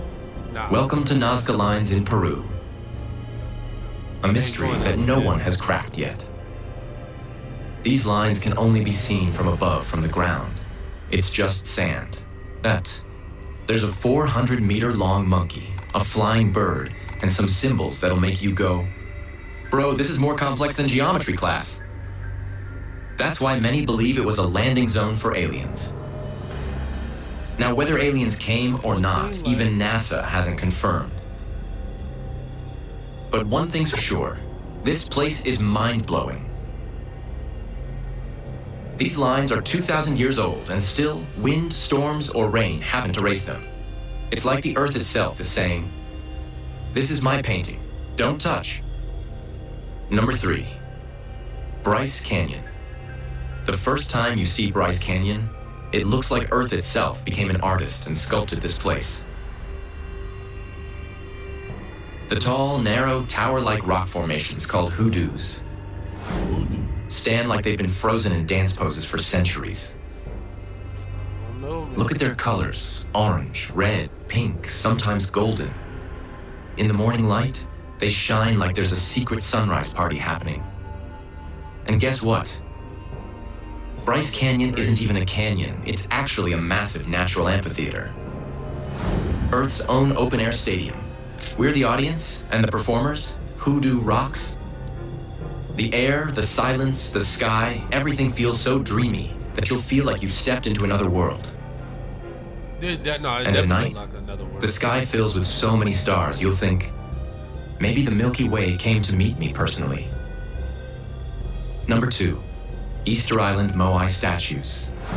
A tiny island in the middle of the ocean. And standing there are hundreds of strange, massive stone faces. First thought, what am I even looking at?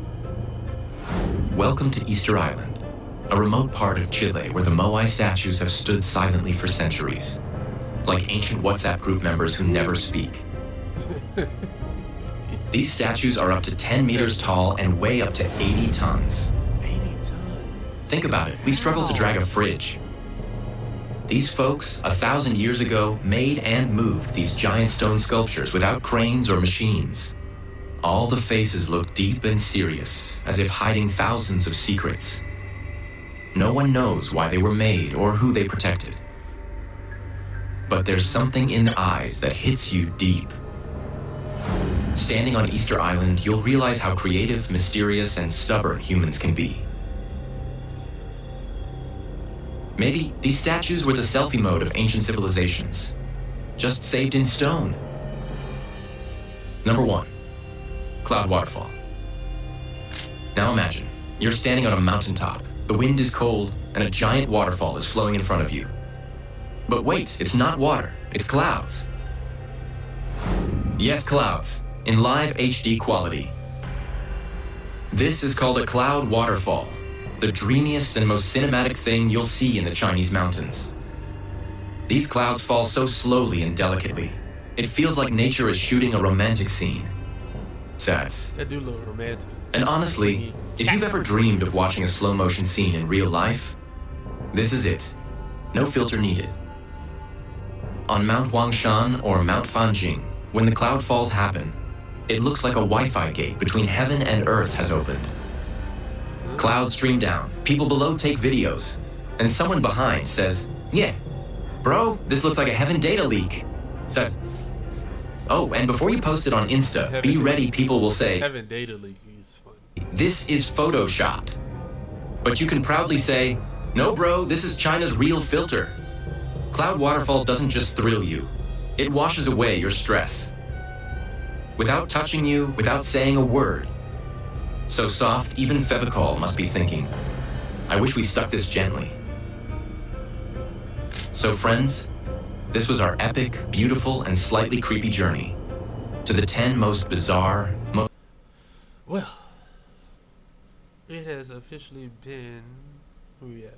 3:13. So with that, I appreciate y'all tuning in. Make sure y'all like, subscribe, comment. Let me know what you think. Comments, questions, and concerns.